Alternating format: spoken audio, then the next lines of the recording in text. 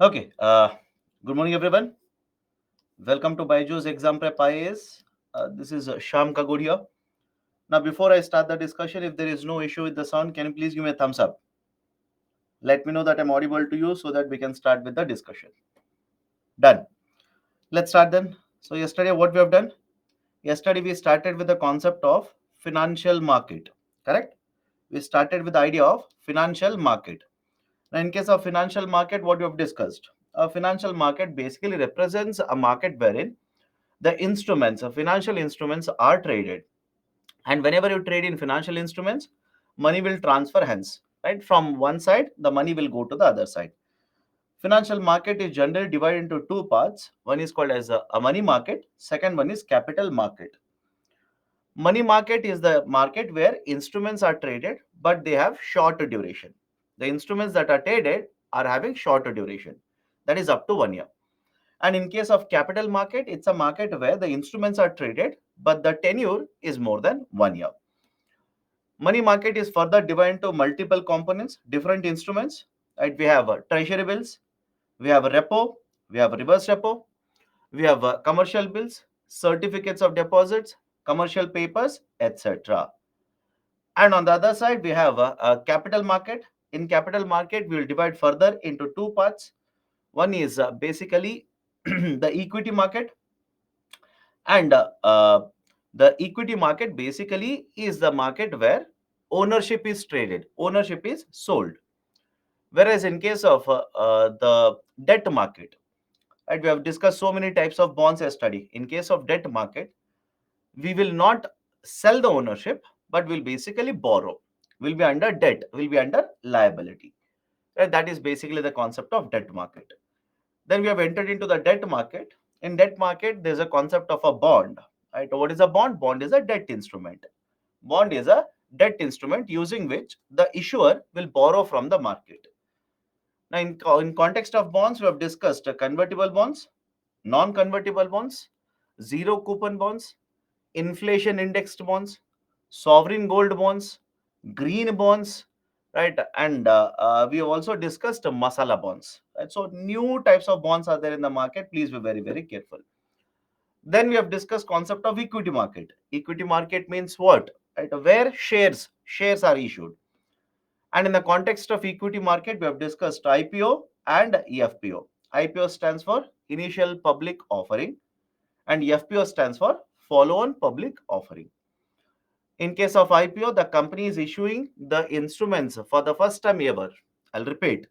In case of IPO, the company is issuing the shares, that is instruments, for the first time ever in the market.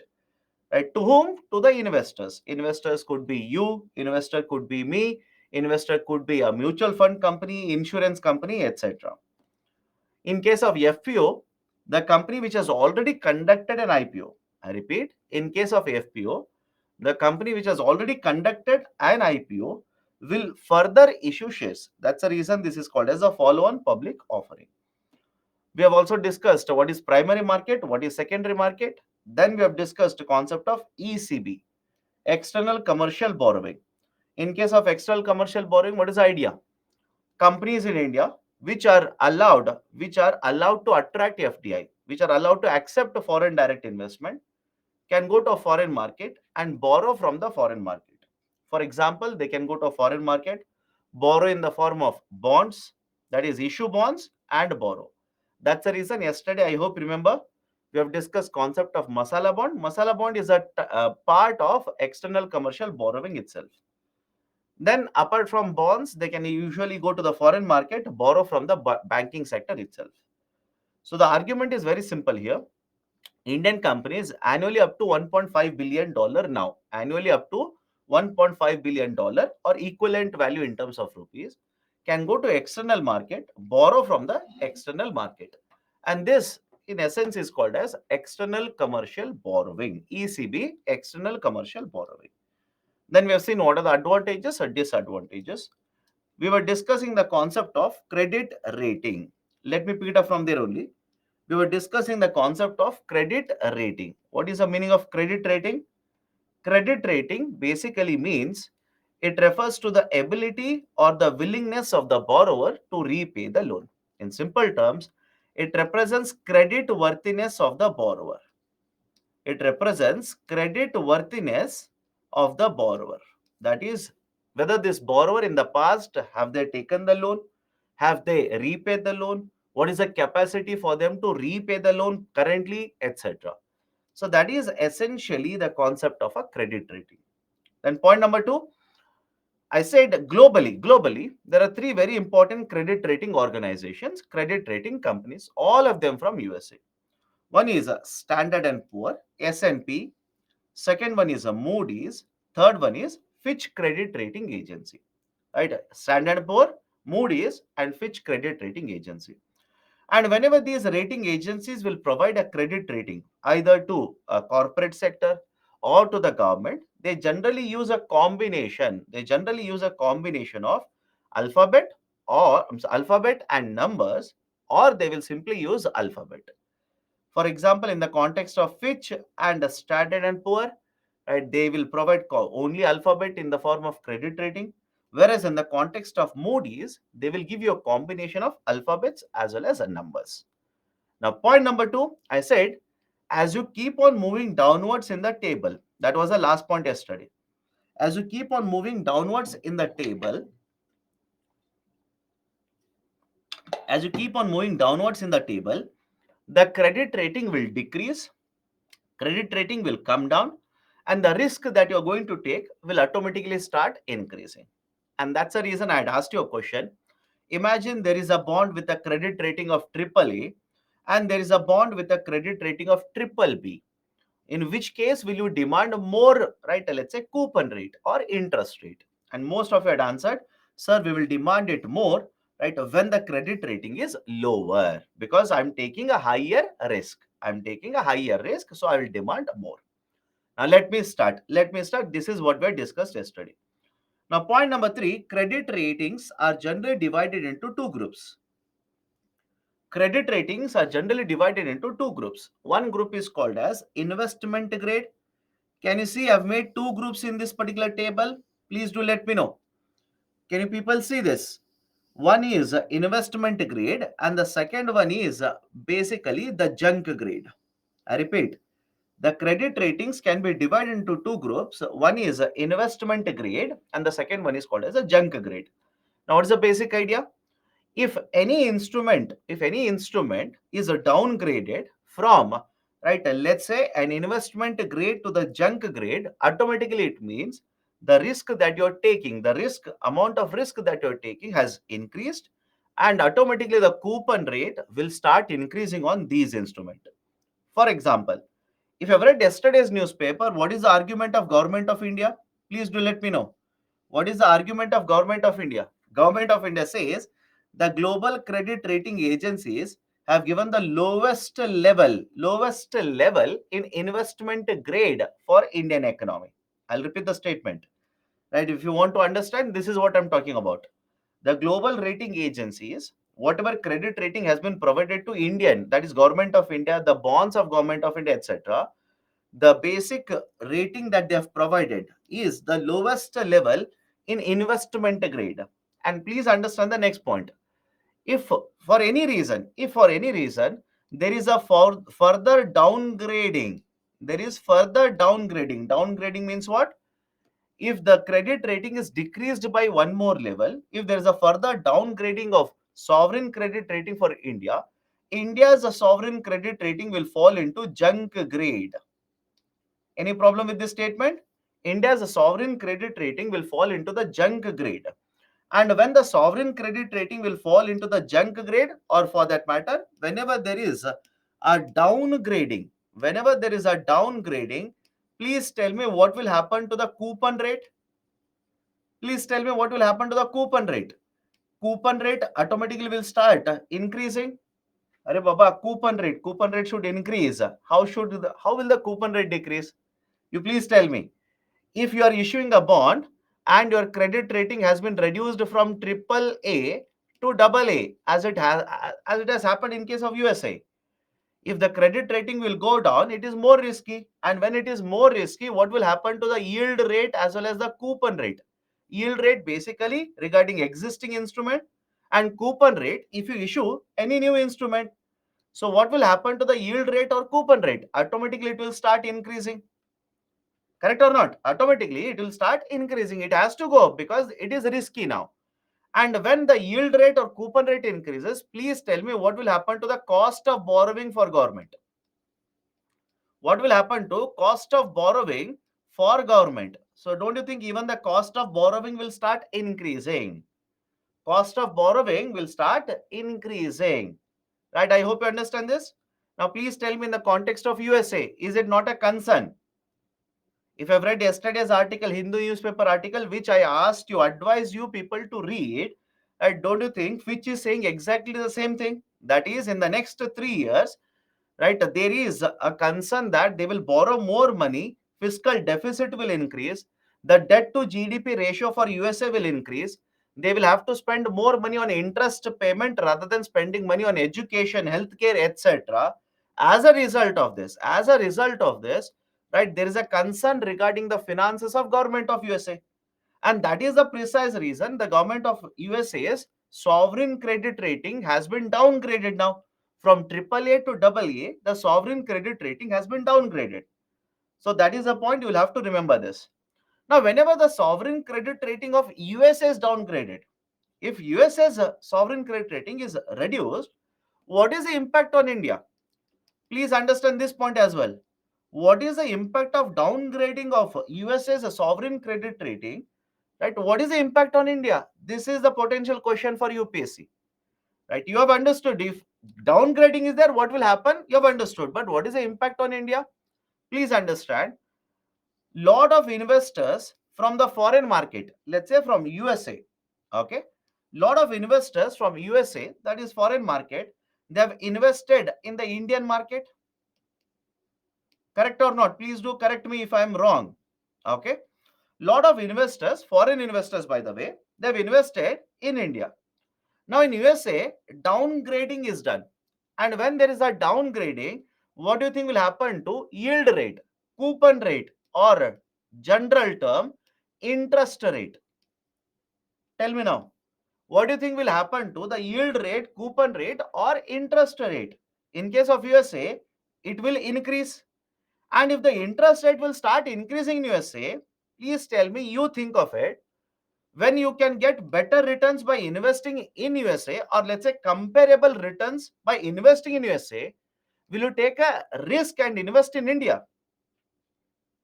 Simple question, right? You are getting comparable, or let's say slightly lower, very, very less rate comparative to India, very negligible lower rate of interest in USA. Will you invest in India? No, you will not invest. Why?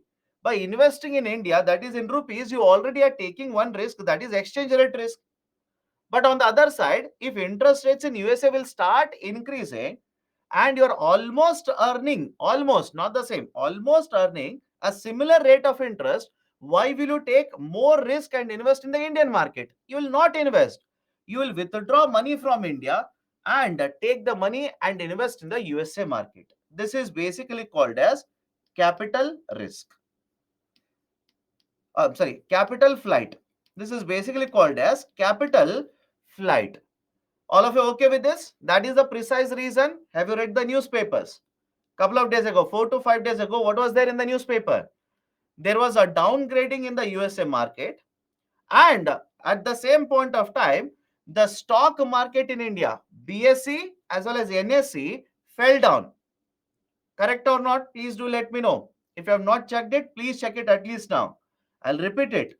There was a downgrading done for US's sovereign credit rating, and right at the same point of time, India's stock markets, that is NSE, National Stock Exchange, as well as the BSE, Bombay Stock Exchange, also took a hit. They fell down by 1% or more than 1%.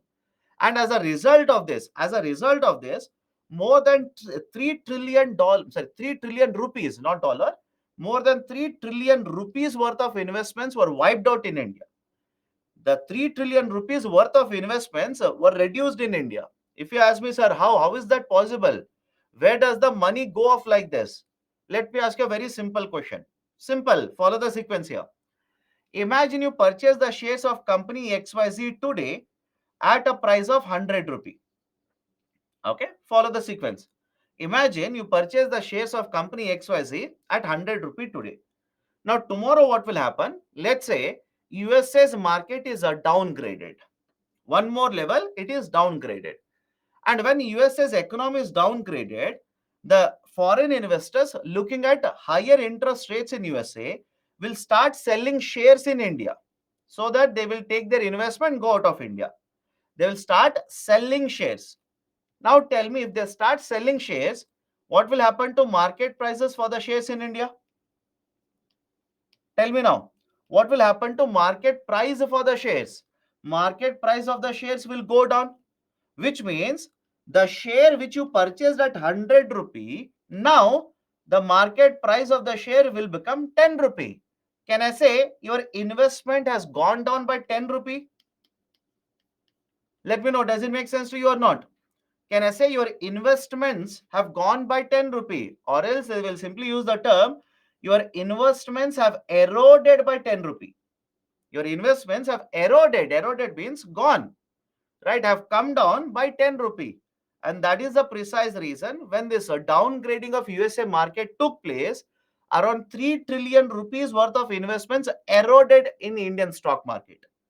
Right, so these can be the kind of questions asked by UPSC. Please be very, very careful, connect the dots and understand actually what is happening there. And point number two, they can use a term interest rate differential.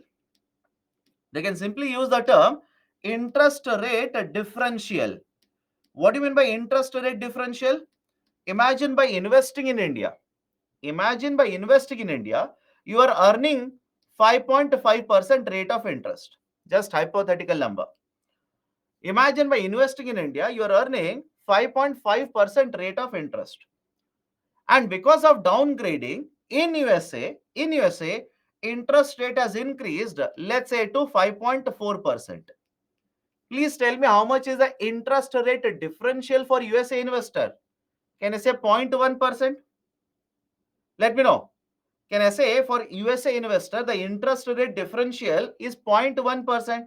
Don't you think that is very negligible for them?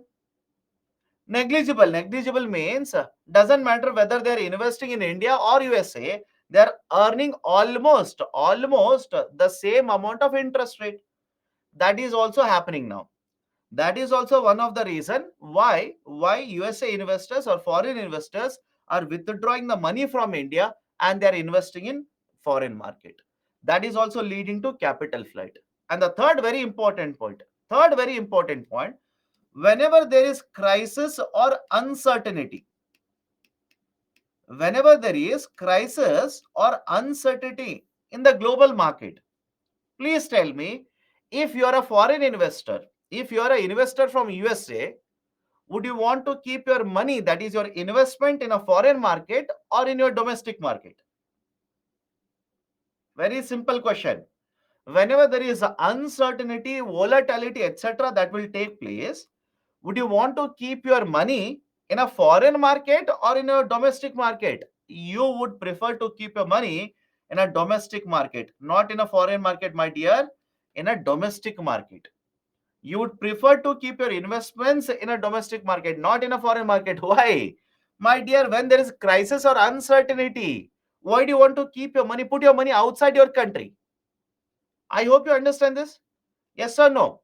Does it make sense to you people or not? Whenever there is uncertainty in the global market, you would not prefer to invest your money outside your country. You would prefer to invest your money within your own country. That is also the reason why whenever these kind of events will happen, investments or capital flight will take place. Is it okay?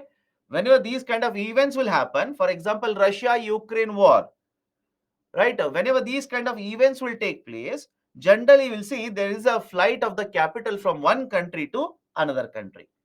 Done. So these are certain important points regarding the concept of sovereign credit rating and the idea of a credit rating. Anybody has any kind of issue, please do let me know. Otherwise, I'll go to the next point. But this is not loss for us as investor. If it's sold for 10 rupee, then why sell? My dear, it is a loss for you. You are incurring a capital loss here. I hope you understand.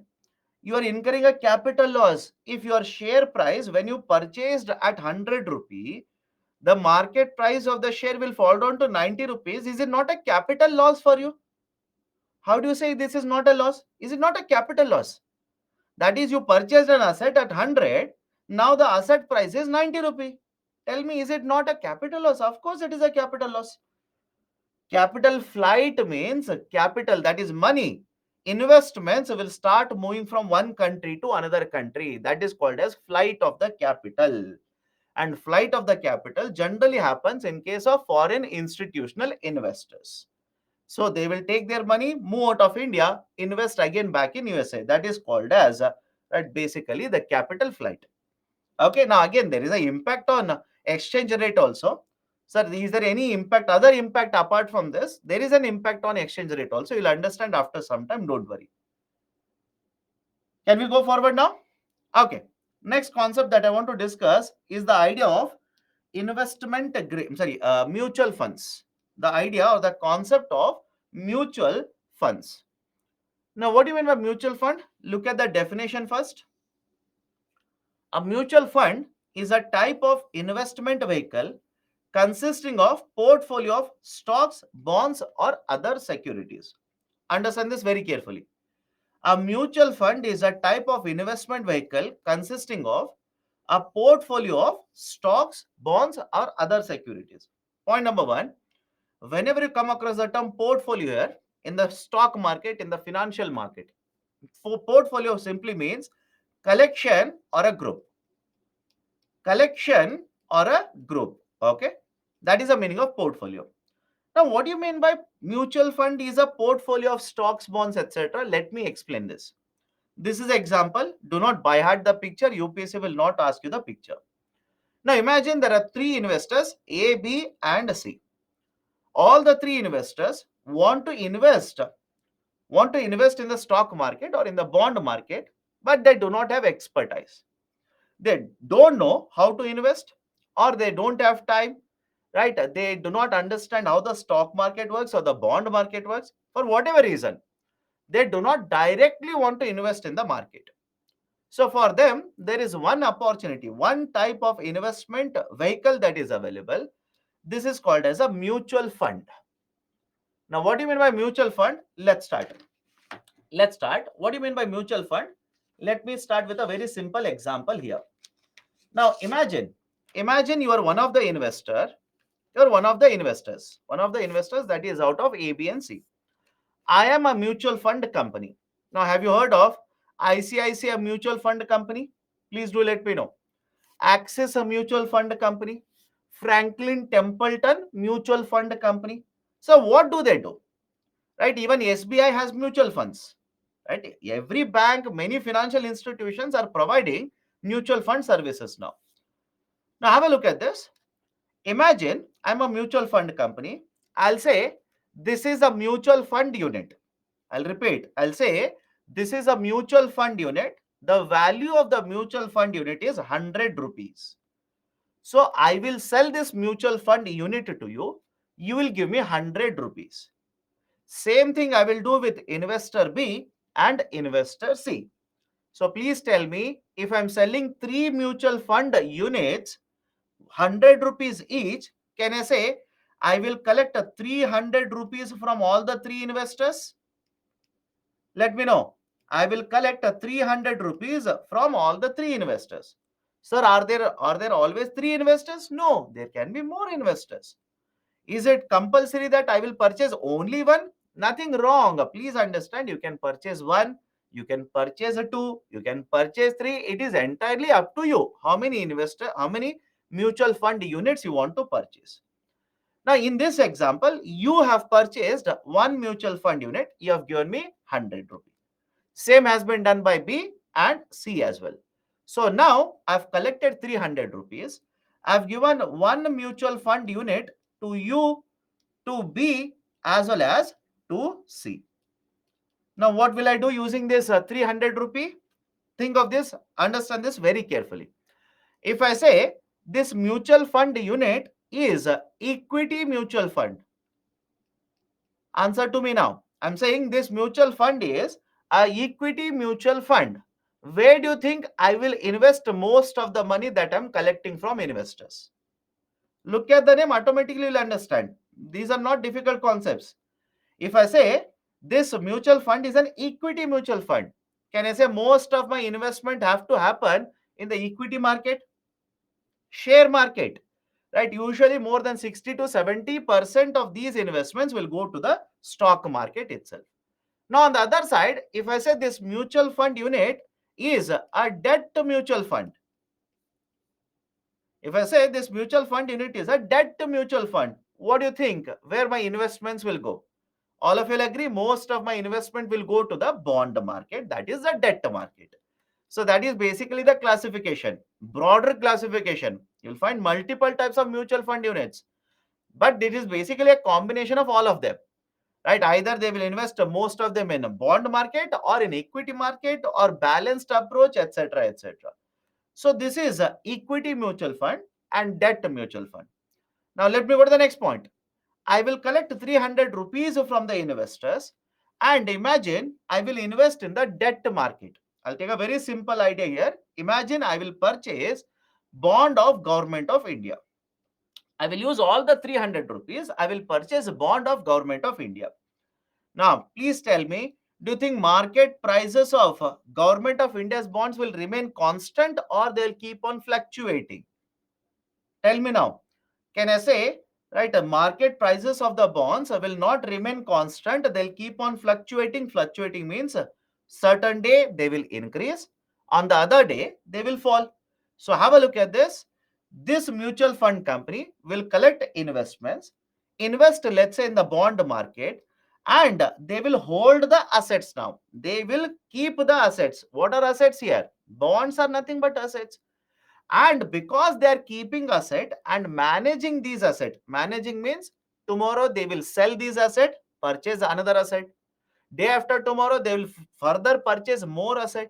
So these companies are managing the assets in the market. That is the reason these are collectively referred to as asset management companies.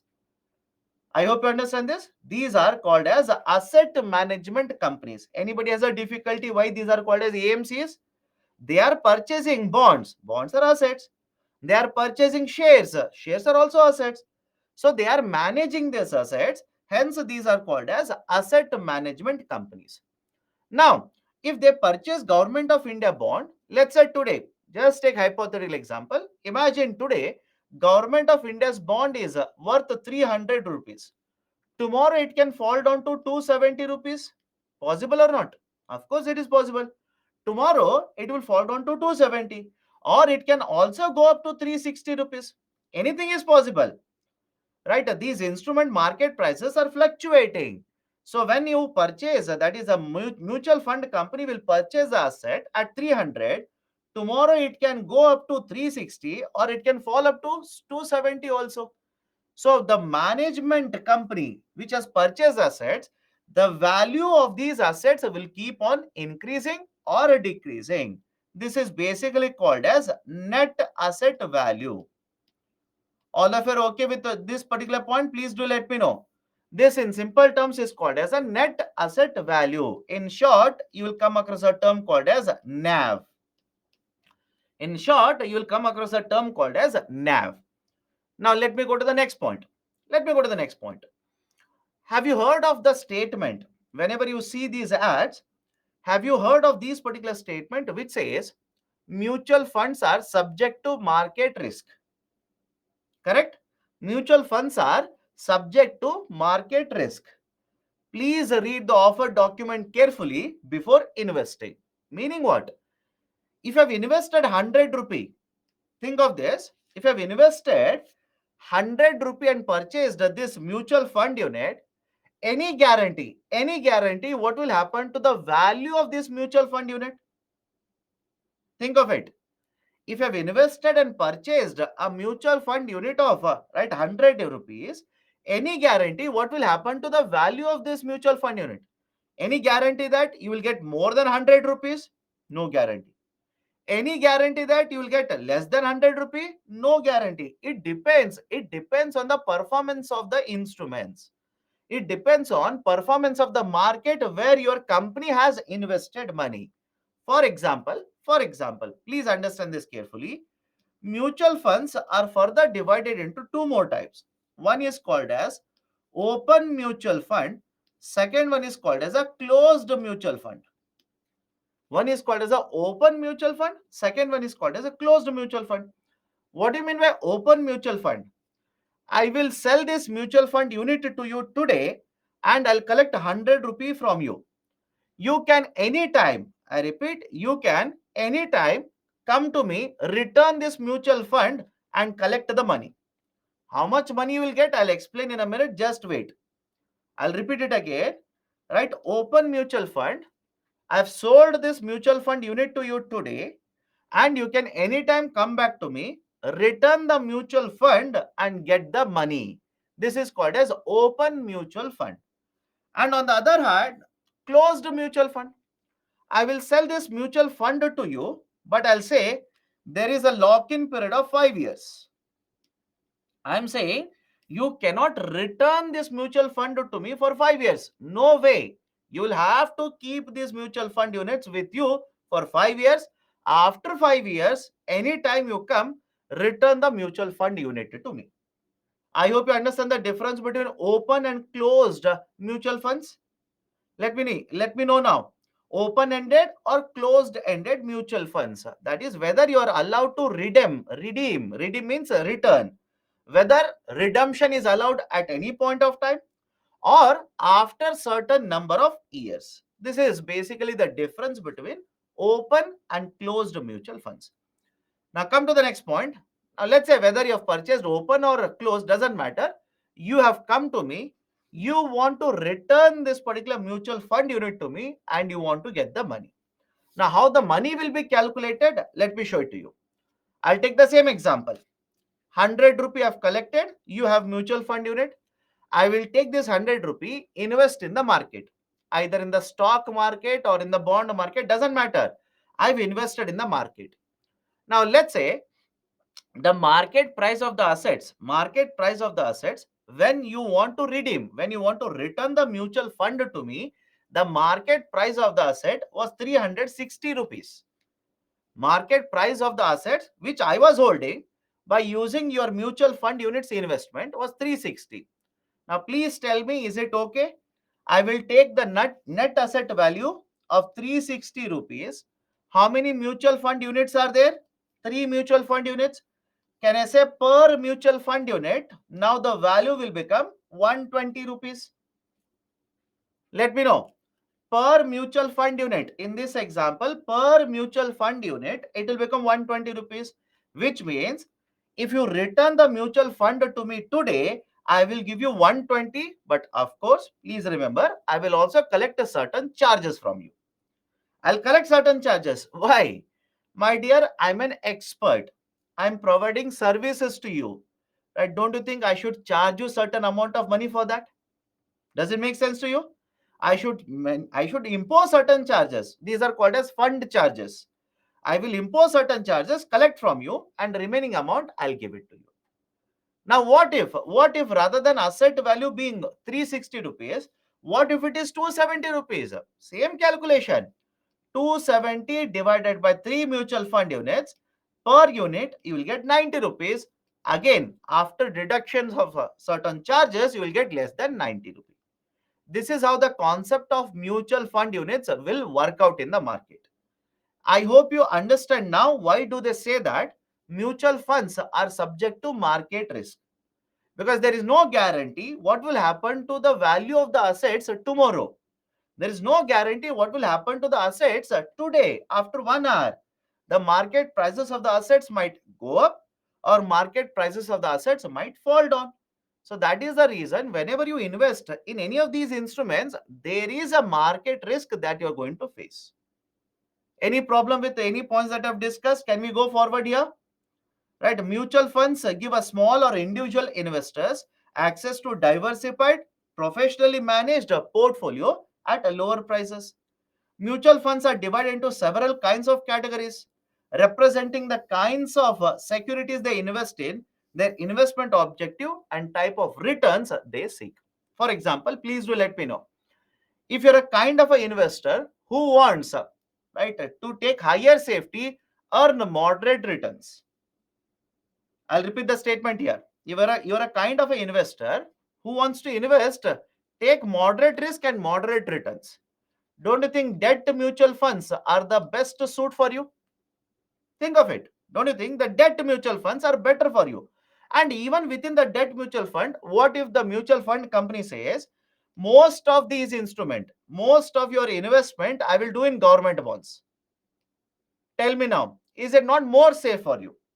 Very simple logical argument, right? For example, even within the debt mutual fund, there could be a classification like this. Imagine one type of a debt mutual fund where they will invest 40% in government bonds, 60% in corporate sector bond. On the other side, there is one more debt mutual fund unit wherein 90% they will invest in government bond, 10% in corporate bond. So if you're a type of investor who doesn't want to take right a very high risk or even moderate risk is not acceptable to you, then they will simply say, please choose this. Please choose this kind of an investment option. You're a kind of investor who wants to take moderate risk but wants to earn certain amount of money, then this is a type of a mutual fund for you. You're a kind of investor who wants to take higher risk, right? You are okay with higher risk, then they'll simply say, choose a mutual fund where 10% will go to debt market, 90% will go to equity market. So there are different types of mutual fund units based on the requirements of customers. But it is either debt or mutual or generally the combination of both of them. Mutual funds will charge annual fees called expense ratios and in some cases commissions which can affect the overall returns earned by the investors. Can we go forward now? What is the net asset value? I'll repeat it again. This mutual fund company will purchase assets in the market. And when they purchase the asset, let's say government bonds, the market price of the government bonds will not remain same, it will vary. Imagine you have purchased a government bond, the market price will not remain the same, it will increase or decrease tomorrow. So the value of the asset will keep on changing. And that is basically the concept of net asset value, NAV. Okay, done. This is a basic idea about the mutual funds. Do investors get to decide which shares to be purchased under mutual funds? No, you cannot decide that, they will decide. The experts will decide where they want to invest. You are not the right investor here. You are not investing directly in the stock market. If you want to decide in which stock you want to purchase, why are you going through mutual fund? Simple question to you. If you want to decide in which stock market, that is which company shares you want to invest, what is the use of a mutual fund company? Directly invest. Right? That is the reason the mutual fund company say, we are experts, we will invest. Don't worry, we will invest, but we will charge you certain amount of money. Okay, done. Why NAV is used in mutual funds? My dear, you want to redeem your mutual... Listen, no, that is the reason. Listen carefully. You want to redeem your mutual fund unit today. On what basis do you think, right, the mutual fund unit, mutual fund company will give you returns? Tell me, on what basis do you think a mutual fund company will give returns? Based on net asset value only. Okay. Next, concept of ETF. Concept of ETF, exchange traded fund. Now, before I start discussing ETF, let me take you to your childhood or even today. All of you have eaten a packet of gems. Please do let me know. Let me know whether correct or not. All of you have eaten packet of gems or not. Now, please tell me, when you eat a packet of gems, can I say this is generally the idea? That is, imagine this is a packet of gems. Within packet of gems, you will see chocolates with different colors, correct? Some of them will be red, some of them will be blue, and some of them, let's say, orange. Some of them are red, some of them are blue, some of them are orange, and different colors are there. Don't worry. Sir, white is there, sir, this is there. Don't worry. Understand the concept here. Now, please let me know. Can you individually purchase only blue colored gems? Let me know. Can you individually purchase? Individually means only blue color gems. Can you purchase it? No. Can you purchase only red colored gems? Again, no. What is the argument here? Argument is simple. If you want to purchase, you will have to purchase the whole packet itself. Correct? If you want to purchase, or if the shopkeeper wants to sell, right, the trading has to happen, the transaction has to happen for complete packet. Right? You are not allowed to break open the packet and sell individual color gems like this. That is not allowed. You will never see that happening. Now, please tell me, instead of the chocolates here, what if I say the red colored represents share of company A, the orange color represents share of company B, and the blue color represents a share of company C. Meaning what? There is one instrument available in the market, there is one product available in the market, where if you purchase the product, it simply means you have purchased the shares of A, B, and C. And if you sell this product in the market to somebody else, it simply means you are selling the shares of A, B, and C. Any difficulty in understanding this? This is basically the concept of ETF, exchange traded fund. This is basically a concept of ETF, exchange traded fund. Now, what do you mean by exchange traded fund? Can I say this is an instrument? This is an instrument which represents portfolio of instruments. Let me know. I'll repeat it. What is ETF? Exchange traded fund. If you ask me what is the long form, it is given in the previous slide. Don't worry. Exchange traded fund. Now let me know. Can I say ETF is nothing but it is an instrument which will consist of portfolio. Portfolio means what? Collection. Portfolio means collection. Collection of instruments. For example, you might purchase one ETF which will consist of only shares of certain companies. So what kind of company shares will be there? For example, let me know. Can we have an ETF only for public sector banks? Does it make sense to you? Can we have an ETF? Can anybody in the market create an ETF only for shares of public sector banks? Are Baba, possible or not? Understand the point, right? Where you will purchase ETF and all the shares are basically shares of public sector banks. Can we have ETF for central public sector enterprises? Think. Again, I'm not saying it is there. Is it possible or not? Please do let me know. Can we create an ETF where shares of only central public sector enterprises will be pooled together, will be clubbed, and this I'll sell it as a product in the market, right? So I hope you understand the logic, idea of a ETF. Now, when you talk about ETF, can the security be bonds also? Can the instruments be bonds also? Instead of shares, can we take bonds of company A, bonds of company B, and bond of company C, club it together and sell it as one ETF in the market?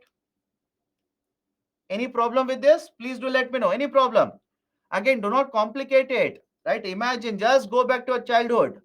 You purchase the gems packet. Different color gems were there. Apply the same logic here only. You will purchase one instrument. You will purchase one instrument. Within this instrument, it's a packet. Simple. It's a packet. It's a collection. Collection of what? Many instruments are there and you are purchasing at once many instruments. This is called as exchange traded fund. Now, exchange traded funds, what is the definition? It is a basket of securities. Basket of securities which can be bought and sold just like bonds, just like shares in the market. I'll repeat the statement. Exchange traded fund is a basket, not a single unit. It's a basket. It's a basket of securities which can be bought and sold in the stock market or in the bond market. Just like you purchase one bond, you'll purchase a group of bonds. Just like you can sell one bond, you will sell group of bonds. That is basically the concept of exchange traded fund. With selling or buying an ETF, a basket of assets can be bought or sold respectively. ETF share prices fluctuate all day as ETF is bought and sold. Sir, what is the meaning of it? Let me give a very simple example. Please tell me, you purchase an ETF, okay? And in that ETF, you have shares of company A, company B, and company C. You have shares of company A, B, and C. Now tell me, if in the market, investors will start selling these ETFs, what will happen to your ETF value? This is not difficult. Understand this. You purchase an ETF where you have shares of company A, B, and C, right? And this ETF, many other investors will start selling in the market. What will happen to your ETF value? Your ETF value will decrease. Just a basic idea, it will decrease. And you have an ETF, and in the market, people, that is investors, want to purchase, right, these types of ETFs in the market. Demand becomes very high. So in that case, what will happen to your ETF value? Your ETF value will start increasing. Basic idea, nothing is changing. Please understand, do not complicate the model of ETF. Please do not complicate it. Just like you purchase share, you'll purchase group of shares, that is ETF. Just like you purchase a bond, you'll purchase group of bonds, that is ETF. And when the selling of the shares increases, market price will go down. Apply the same logic to an ETF also. If ETF selling increases, ETF value will go down. So can I simply say ETF prices will keep on fluctuating in the market? I hope you understand. ETF prices will fluctuate in the market. Done. So ETFs are tradable. The prices will keep on varying. And what is the advantage of ETF? ETF will provide a diversified portfolio. ETF will provide a diversified portfolio. Done. Any difficulty here? Please do not complicate these things. Keep it always simple. Do not complicate it. Okay. Can we go forward now? Now, some of you are saying, sir, today's class is economics class or a share market class. My dear, don't start criticizing like that. Don't start criticizing. I'll tell you why I'm discussing all of these concepts. It is very easy to jump gun and start scolding, abusing faculty, etc. Have you heard of CPSE ETF? Let me know. Have you heard of CPSE ETF? No. Why? It is basically ETF of government shares of government companies. Don't you think that that kind of a question can be asked in UPSC?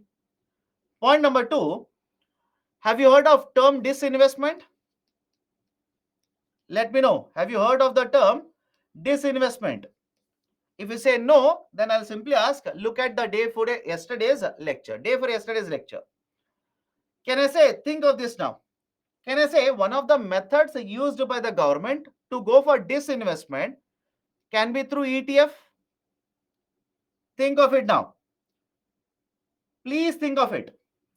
Can I say one of the methods that government of India can go for disinvestment is through ETF? Arey Baba, please think carefully. Think carefully before jumping and saying, no, no, no way. I have not read it. I have not come across it. Sir, what do you mean by that? Imagine there are three public sector companies ABC. Imagine there are three public sector companies ABC. Public sector means what? Owned by government of India. Can government of India take shares of all the three companies, create an ETF, sell it in the market? Think of it. Can government of India take the shares of ABC, club it together, sell it in the market? Of course, yes. Can government of India do that for bonds as well? Think of it. Can government of India do this for bonds? Of course, yes, they are doing it now. That is the current affairs. Right? If you have not heard of it, please hear it now. Bharat Bond ETF. That is very famous now. So let's start. So CPSE ETF, Bharat 22 ETF. Okay. So CPSE ETF, Bharat 22 ETF. Now, please understand, ETFs, multiple ETFs are there in Indian market. I repeat, multiple ETFs are there in Indian market. You don't worry, there are more than 100 ETFs. I repeat, there are more than 100 ETFs in India. Don't worry about all of it. Understand how it is connected to government. What can be the potential question asked here? That's more than sufficient. Now, there is one question. Can there be a ETF with a combination of bond and share? My dear, if you have a combination of bonds and shares, in which market will you list out the ETF? Please do let me know. In which market will you list out the ETF? Please do let me know. Because, right, ETF has to be listed. It has to be listed in either the share market or in the bond market. Where will you list it out? Listing is not possible. And that is the reason generally, there are other types of mutual funds, right, which will offer you this kind of a combination. And before going forward, there were two students who asked, both mutual funds as well as ETF look similar. Both are one and the same. No, both are not one and the same. There is a difference between both of them.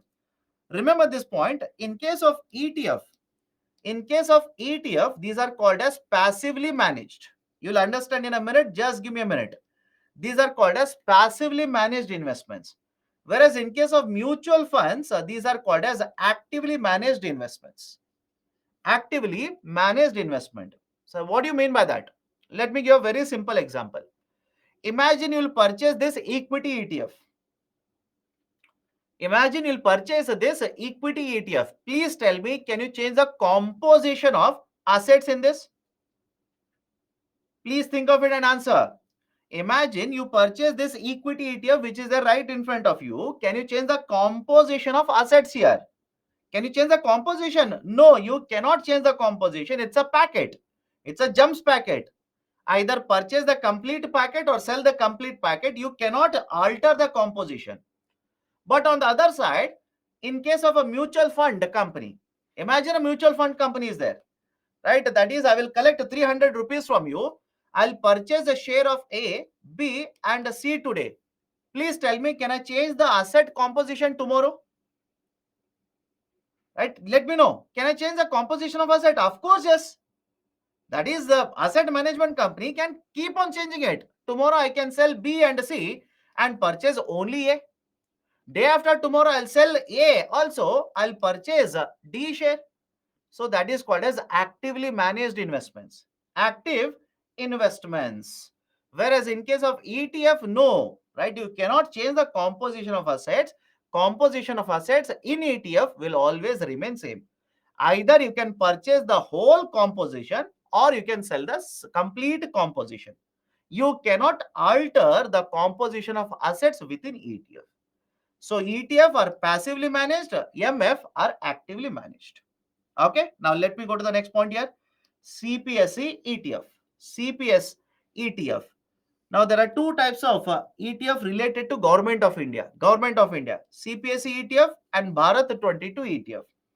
Now think of this. If I say the ETFs will consist of shares, can I call this as equity ETFs? Please do let me know. When I say the ETF will consist of shares, can I call this as equity ETF? So related to Government of India, there are two equity ETFs. One is CPSE ETF, second one is Bharat 22 ETF. CPSE ETF was launched in 2014, and in this ETF, there are 12 shares. There are 12 shares, that is shares of 12 companies, right? Shares of 12 CPSEs. Now, if you purchase this 1 unit of CPSE ETF, can I say you are purchasing shares in 12 companies? Yes or no? Does it make sense to you? If you purchase, right, 1 unit of this CPSE ETF, can I say you have invested in the shares of 12 companies? Of course, yes. Now, Government of India cannot manage all of these assets. Assets means if new CPSE ETFs have to be issued, money has to be collected by the investors, right? Where the money is being spent, etc. Government doesn't do it. Government will appoint a asset management company. And the asset management company for this CPSE ETF is Reliance AMC. It is Reliance AMC. Now it is Nippon AMC. right? Reliance Nippon Asset Management Company. So this is CPSE ETF. Next one is Bharat 22 ETF. At Bharat 22 ETF, it was launched in 2017. It will bring the shares from 6 sectors. How many companies? 22 companies from 6 sectors. So basically, Bharat 22 ETF was launched in 2017, and it comprises shares from companies which are there from the 6 sectors, and this is managed by ICICI Prudential AMC, right? AMC, ICICI Prudential AMC. Done. So these are equity ETF. UPSC can ask a question regarding ETF. Please be very careful. So far, it has not been asked. Trust me, so far, no question has been asked on ETF. But in recent times, ETFs are becoming very, very famous. UPSC can ask a question on it. Now, there is a Bharat Bond ETF. What is a Bharat Bond ETF? Look at the term bond, and can I basically say this is a debt ETF? Let me know. Bharat Bond ETF, can I say this is a debt ETF? Bond means a debt, right? Bharat Bond ETF. This has been launched by government very recently, couple of years ago. What is the logic of Bharat Bond ETF? Please understand this. Imagine there is a, right, there are two public sector companies, A and B. There are two public sector companies, understand this, A and B. A company has issued a bond in 20, right, 20, let's say maturity period of 5 years, and it has issued one more set of bonds in 2020 with a maturity period of 3 years. Let's say company B has issued one bond in 2021 with a maturity period of 2 years, and also has issued one more set of bonds in 2021 with a maturity period of 4 years. Now please think of it. When will this bond mature? It will mature in 2025. When will this bond mature? It will mature in 2023. When will this mature? It will mature in 2023. And when will this mature? 2025. Now please think of it and let me know. Can I club these two bonds and call it as ETF 2023? Let me know. Can I club means can I take bond of company A, bond of company B, which are going to mature in 2023? Can I call it as ETF 2023? Yes, this is how these bonds are clubbed together. Now look at, right, maturities of ETFs. It should not be difficult now. Look at maturities of ETF. There are 5 types. I've written only 4 types. There are 5 types of maturities of equity, sorry, bond, the ETFs here, Bharat bond ETFs. So 2023, which means there are bonds of government companies, public sector companies, all of them, will mature in 23. They could have been issued any year, but all of them will mature in 23.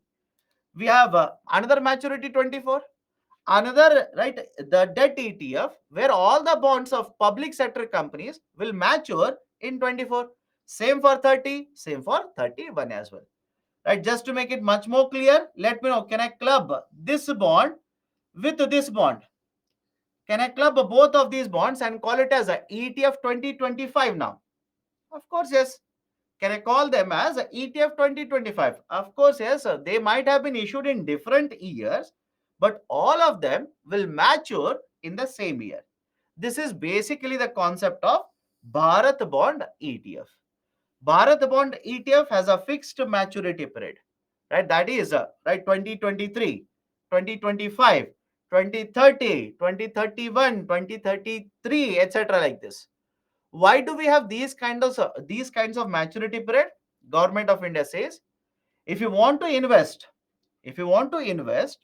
in government bonds, again, not literally issued by government, issued by government companies, not issued by Government of India, issued by government companies.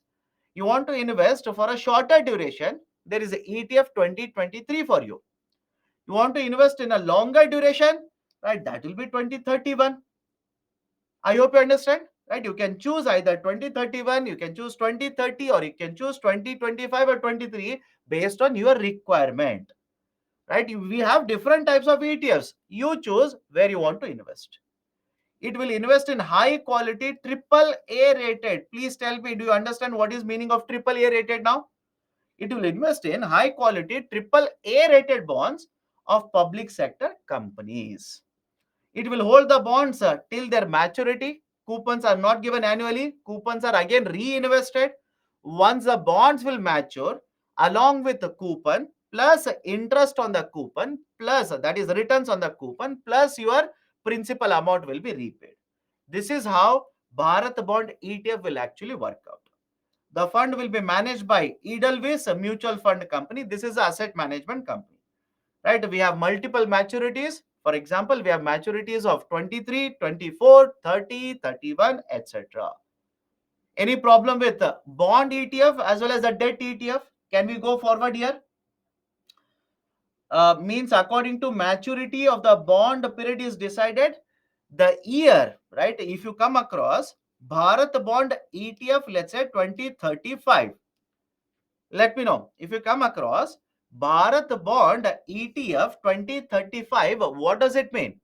It simply means whatever bonds of companies are there, CPSE bonds are there in this ETF 35, all of them will mature in 2035.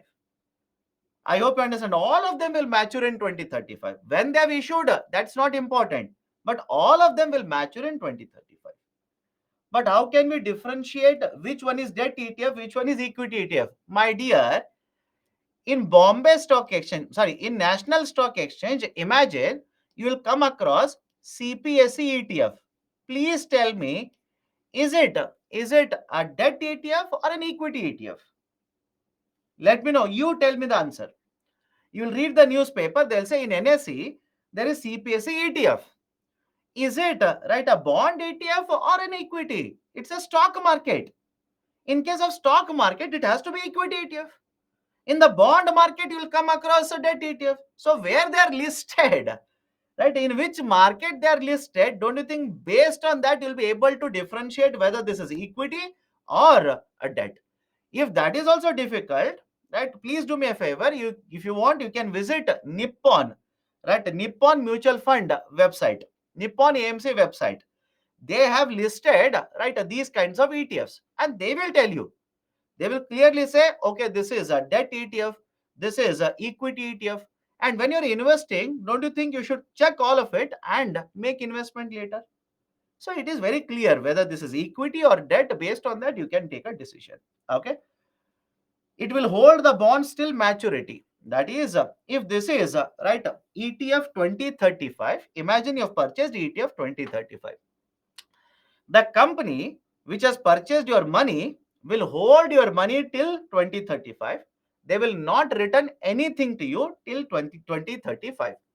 But within this ETF 2035, there are bonds. There are bonds. Bonds will have coupon rate. Sir, will I get annual coupon rate? Government says no, you will not get annual coupon rate also. Coupon, right, that is, let's say 10 rupee coupon will be again reinvested. Again reinvested. You will not get the coupon rate. It will be again reinvested in the bond ETF, and upon maturity, complete returns will be given to you. Right? That is basically the point number 3. Okay, the fund managing asset management will be done by Edelweiss Mutual Fund Company. Okay, right. So this is basically the idea of a Bharat Bond ETF. So this is a equity ETF and debt ETF, very very famous now. New type of investment strategy being promoted by Government of India, SEBI, etc. Please be very careful. Questions so far has not been asked. Now let me go to the next one. What are the issues? What are the issues in the corporate bond market? What are the problems in the corporate bond market? Generally, you'll come across this argument for corporate bond market. The argument is the corporate bond market in India is not very well developed. Let me know whether you've come across this statement in the newspapers or not. The corporate bond market in India is not very well developed. Or else they will simply say corporate bond market is not mature enough in India. It is not mature enough in India. Now, what is this? A problem with the corporate bond market. And please think of this. Earlier also I've told you regarding this. Don't tell me, sir, you have never used the term corporate bond is not developed in India? I'll tell you the context also. Please do let me know. One of the methods through which NABFID will raise money is by issuing bonds. Do you remember this? Last week. Not this week, but last week. One of the methods through which NABFID will raise money is through by issuing bonds. And one of the problems I've written regarding NABFID model was the corporate bond market is not very well developed. So now we have to wait and see how much, right? How much money will be raised by NABFID by issuing bonds, right? If you don't remember it, please open NABFID banking chapter, NABFID, go to the concerns or issues. I've written the term bond market is not very well developed in India. Bond market is not very well developed. Now, what is the issue? Why corporate bond market is not very well developed in India? We'll go point by point. Please understand this. First one is, most of the bond market, most of the instruments in the bond market are basically government bonds. I'll repeat the statement here again. Please understand this. Most of the instruments in the bond market, government can issue bonds, corporate sector also can issue bonds. But most of the values of the bonds in the bond market are basically government bonds. It could be central government bond, it could be even state government bond. But more than 70%, I repeat, more than 70% value in the bond market is government bonds itself. Which also means, right, look at the other side of it, only around 30%. Again, do not by heart this number. From one year to the next year, numbers will keep on changing. Around 30% of the total bond value in India are from private sector. Yes or no? Please do correct me.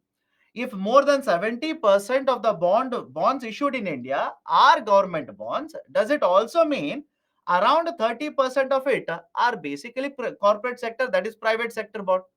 This is generally the situation in case of India. This is the situation in case of India. Whereas in the foreign countries, whereas in case of foreign countries such as USA, the private sector, the value of bonds issued by the private sector is higher compared to value of the bonds issued by the government. Right? So in case of India, most of it is government bonds, very small value of corporate, whereas opposite in case of developed countries. Why, you will understand in a minute. Second one is, there is a illiquid secondary market. There is a illiquid secondary market. Now, what do you mean by illiquid secondary market? Let me explain it to you. Imagine you will purchase this instrument. Imagine you will purchase this instrument directly from the issuer. I will repeat the statement. Imagine you will purchase this instrument directly from the issuer. Can I say this is primary market? Let me know. Imagine you'll purchase this instrument directly from the issuer. Can I say this is primary market? Yes, it's a primary market. Now, what if I say there is no much demand for this in the secondary market? Think of it, right? Second point is, I am telling you, not much demand is there. Not many buyers will come to purchase this instrument from you in the secondary market. If this is the situation, please tell me, will you demand for such instrument in the primary market? Let me know. Will you demand for such instruments even in the primary market? No. Why? You will not demand it. Please think of it. You will not demand it. Why? If there is no demand for these instruments in the secondary market, why do you think people or investors will purchase those instruments in the primary market? So remember this, secondary market for government bonds is very famous in India. I'll repeat the statement. Secondary market for government bonds is very well developed, very liquid. Investors are demanding more of government bonds. Sellers are selling government bonds. So there is a high liquidity for secondary market for government bonds in the secondary market. But in case of corporate bonds, private sector bonds, demand in the secondary market is very weak. And the reason the demand is very weak is, between government and private sector, don't you think government bonds will carry more safety features? Think of it. Government bonds will carry more safety features. Investors will have more confidence on government bonds compared to private sector bonds. That is the reason, because secondary market is not very well developed. Demand for these instruments in the secondary market is very less. Hence, the demand in the primary market will also be very lesser. Can I go forward now? Any issue with this? Third one, very narrow investor base. Very narrow investor base. Meaning what? Investors within the corporate bond market. Investors within the corporate bonds are also very few. Mainly the investors in the corporate bond market are financial institutions. Individuals generally, I repeat, individuals generally do not prefer to invest in corporate bonds. They prefer to invest either in the government bond, or they prefer to invest in the stock market. Yes or no? Please do let me know. Investors, especially individual investors, and first and foremost, please remember this. Unlike Western markets, individual participation in the financial market in India is very low. I'll repeat the statement. Unlike Western markets, individual participation, that is retail investor participation in the financial market, is very low. And within that also, many of the investors will focus on equity market, because argument is simple. In equity market, risk is very high, but returns are also very high. Correct or not? If you make correct returns, risk is very high, no doubt. But if you play it very correctly, right, returns will also be very high. Everybody wants to become Rakesh Jhunjhunwala. Everybody wants to become Mr. Harshad Mehta, right? Where they want to make huge amount of money within a very, very short time period. So that is the reason. Point number one, please remember this. Retail investor participation in India is very low, right? Hardly around 3 to 4%. And within that also, lot of these investors, if they want to play safe, they will choose government bonds, or if they want to earn higher returns, they will choose equity market. That is a narrow investor base. Narrow means a very, very small investor base who are actually interested in corporate bonds. Lack of repo operations. Do you remember repo and reverse repo? Please do tell me. In a repo operations, what kind of collateral is used? What is the security used in repo operations? Can I say government securities? Correct? Can I say government securities? Government securities are mainly used in repo operations.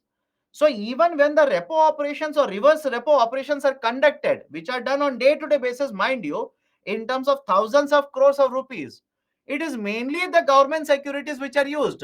Corporate securities are not accepted.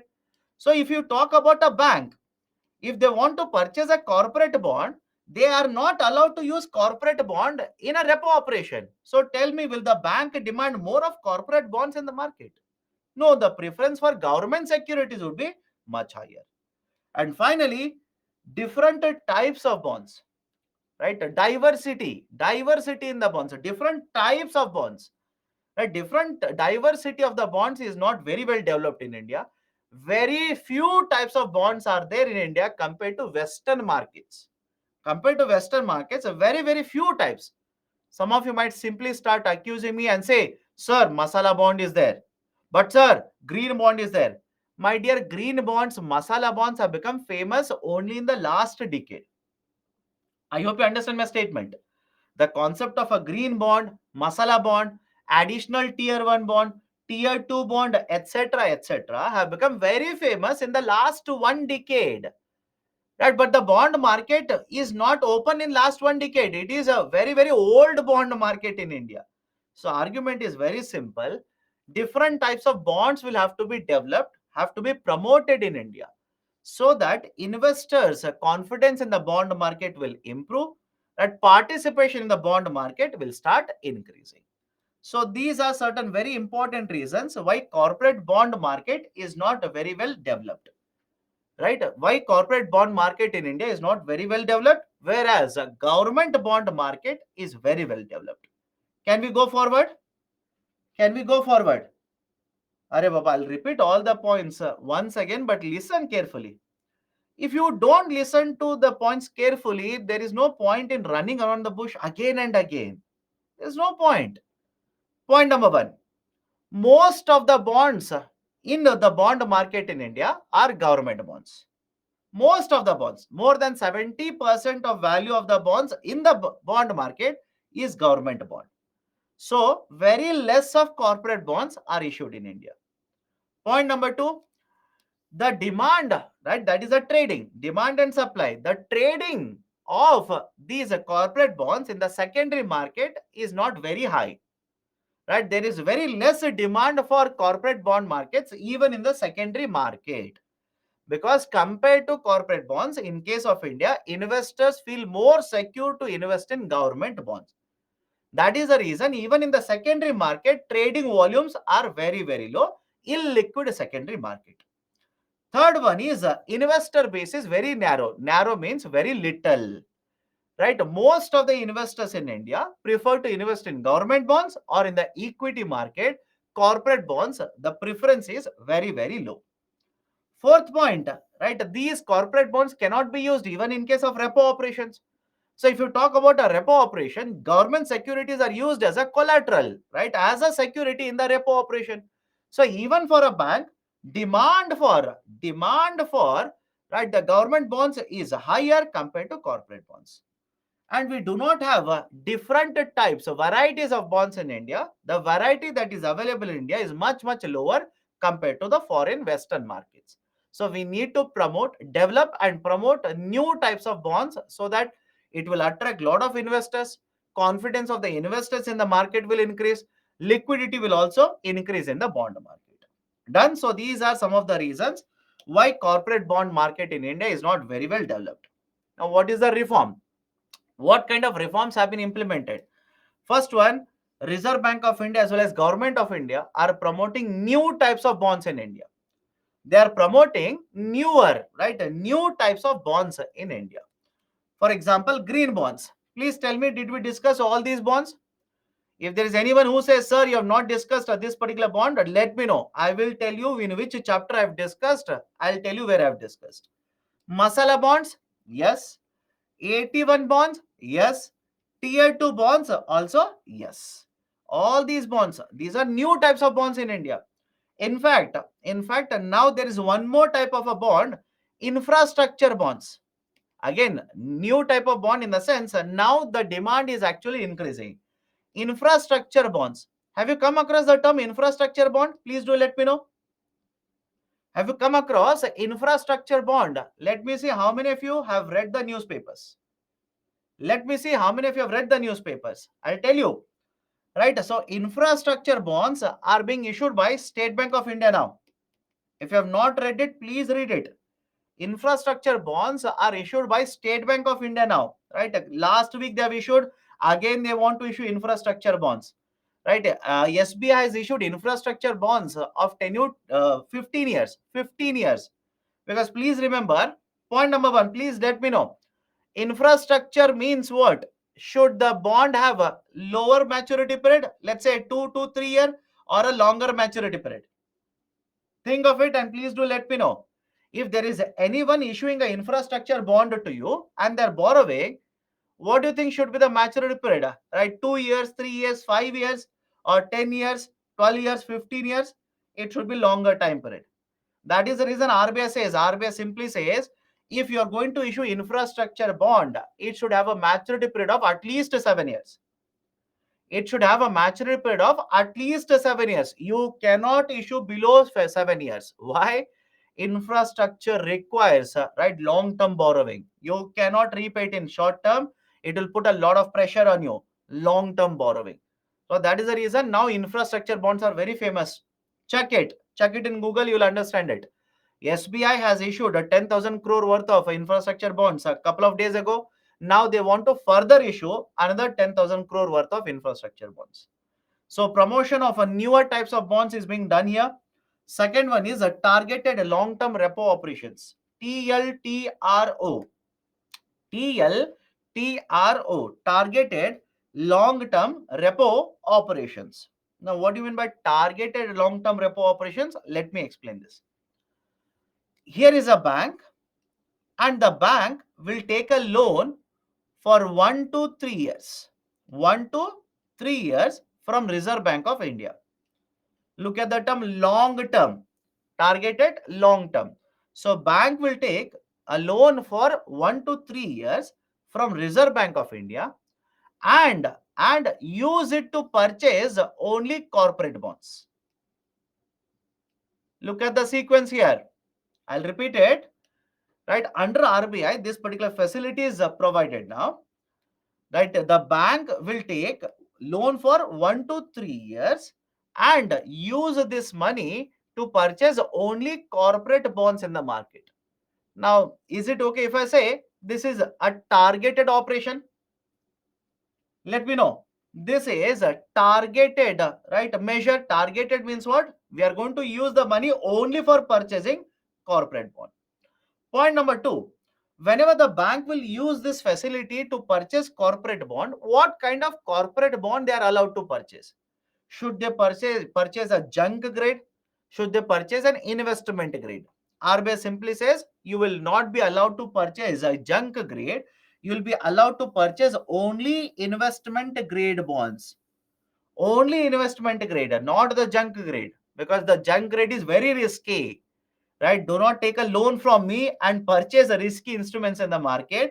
Better purchase, right, better safer investments or higher safety instruments, that is investment grade, any credit rating of triple B or above triple B.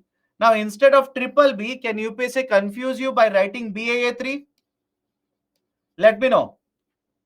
Right, instead of triple B, can UPSC confuse you? Because most of you will by heart everything. Instead of triple B, can UPSC confuse you by writing any bond with a credit rating of equivalent to or above Ba3? Of course, yes. That is also, right, investment grade. So Ba3 and above that, that is also investment grade. So for some of the agency, it is only alphabet. For some of the agency, it is a combination of alphabet and numbers. Okay. So RBI says you can take a loan under this facility for a duration 1 to 3 years and I'll charge you repo rate. I will charge you repo rate of interest on it and you can use it. You can use it to purchase only investment grade corporate bonds. Only investment grade corporate bonds. Now please tell me, using this tool, is RBI trying to improve, I repeat, is RBI trying to improve liquidity for corporate bond market? Let me know, right? Does it make sense to you or not? Using this, is RBI trying to improve liquidity for corporate bond market or not? Of course, yes. So these are some of the measures which are being undertaken by the government as well as the Reserve Bank of India in recent times to promote bond market in India. Done? So that's the end of the chapter for you people. Next is the questions. If anybody has got any kind of a doubt, please do let me know. Otherwise, I'll go forward with questions. We'll solve the questions. Then we'll go back to the next chapter. Kindly explain. I don't understand what is meant by equivalent terms in I. Arey Baba. If I say ECB, the limit is $1. If I say ECB, limit is $1 and exchange rate is $1 is equal to 50 rupees, can I say equivalent value of borrowing under ECB will be equal to 50 rupees? Those who are asking the question, answer it. If you do not answer it, I'll not pick up your questions henceforth. I'll repeat it. Your question is, you have written under ECB equivalent rupee. What is the meaning of it? Please tell me, if the limit is $1 and exchange rate is $1 is equal to 50, can I borrow 50 rupee by issuing masala bond and say I've reached ECB limit? That's argument. Equivalent value in rupees. That's argument. What is the difference between triple B and BA3? My dear, please, right? Please look at the table. Couple of agencies will give triple alphabets and couple of agencies will give in, right, BA3, BA2 like this. If you are listening to the lecture carefully, all of these will not be a problem for you. Long term repo operation, bank will borrow from RBI. I repeat, bank will borrow from RBI and use it for investment purposes, right? This is targeted long term repo operation.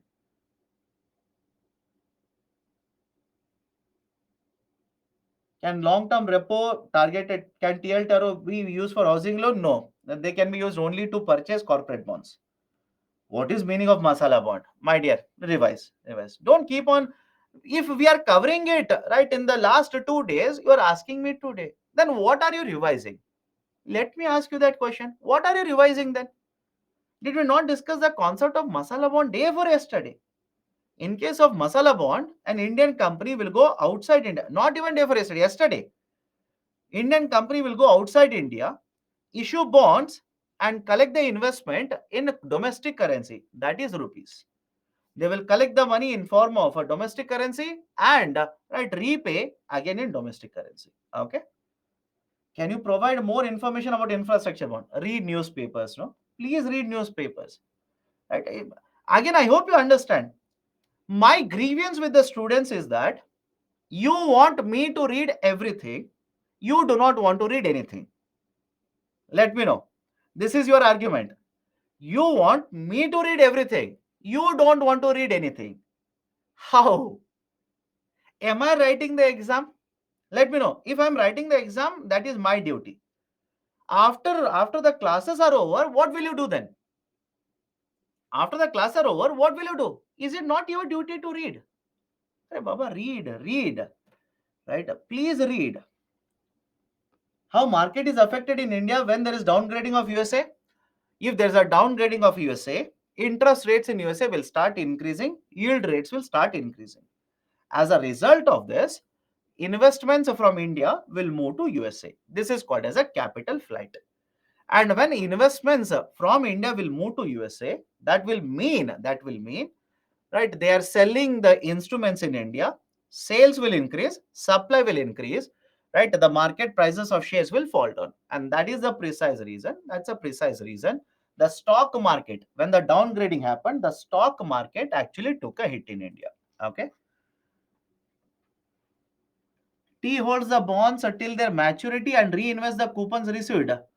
Arey Baba, the company, the asset management company will not give you any returns until the maturity is over. They will keep right the coupon also, they'll keep the principal also, they'll keep on investing and give you returns after the maturity period is over. Okay.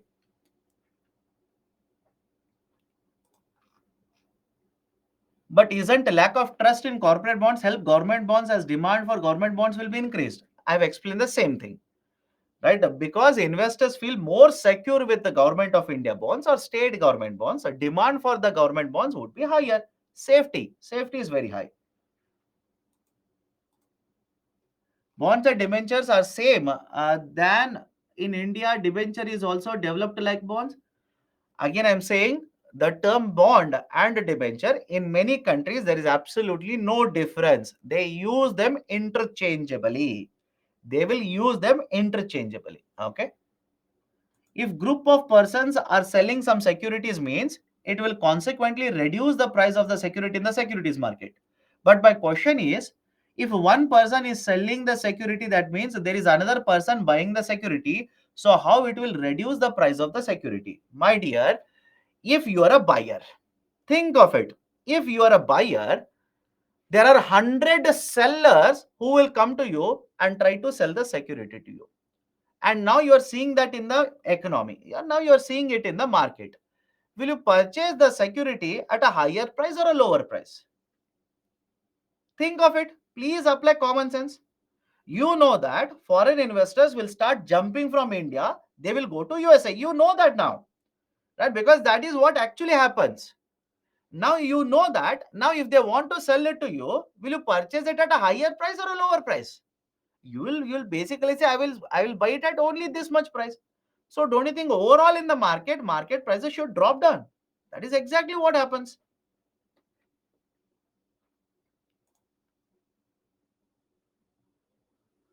Sir, but in grow up it allows direct investment. Yes, there are various instruments which will allow you to make a direct investment. That is also available. What is the issue? Why down? Okay, I've addressed all of this. Okay, let me take up questions now. Let me take up questions. Earlier, descriptive questions were left out from the fiscal policy chapter. Okay. The descriptive question from the fiscal policy were left out. Let me explain it today. The public expenditure management is a challenge to Government of India in the context of budget making during the post-liberalization period. Clarified. Right? Why budget making is a challenge in India post-liberalization? Post-liberalization means post-1991. Simple.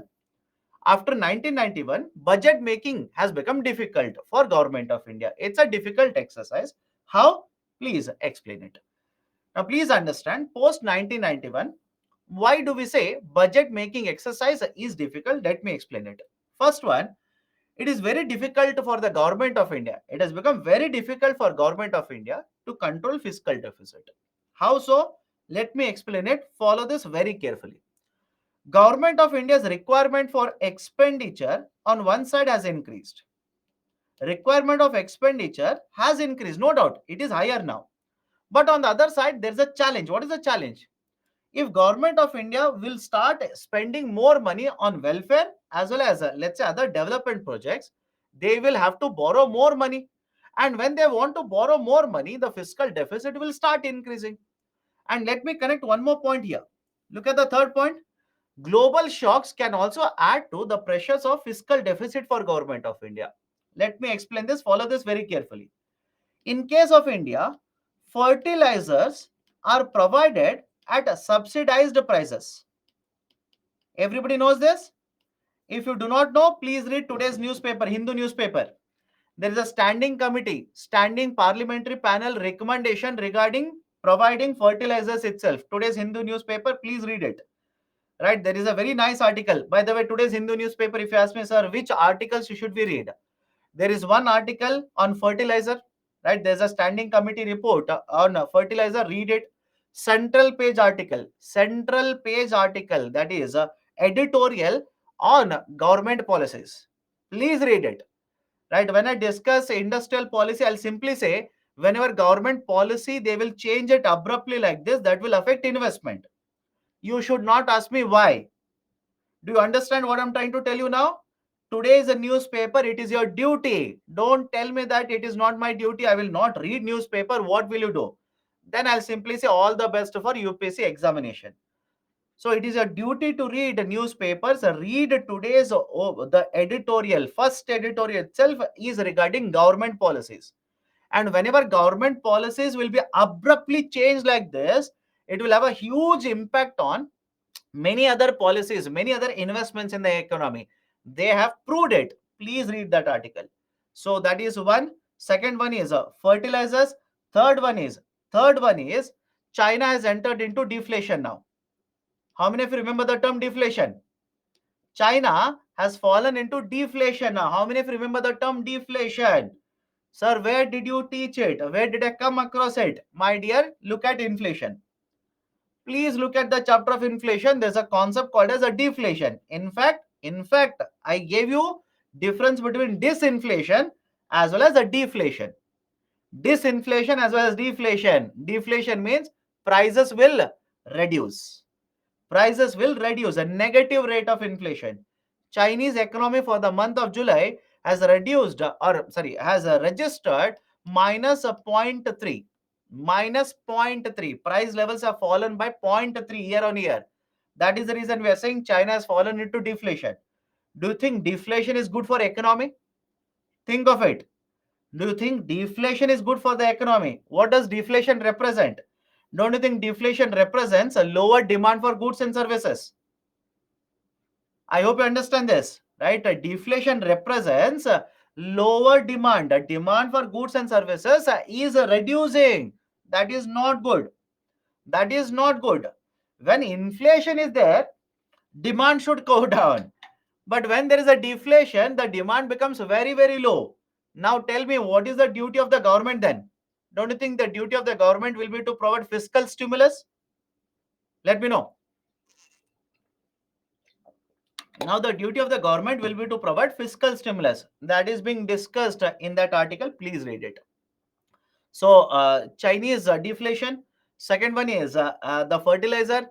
Third one is the argument of the editorial. Please read all the three. Okay.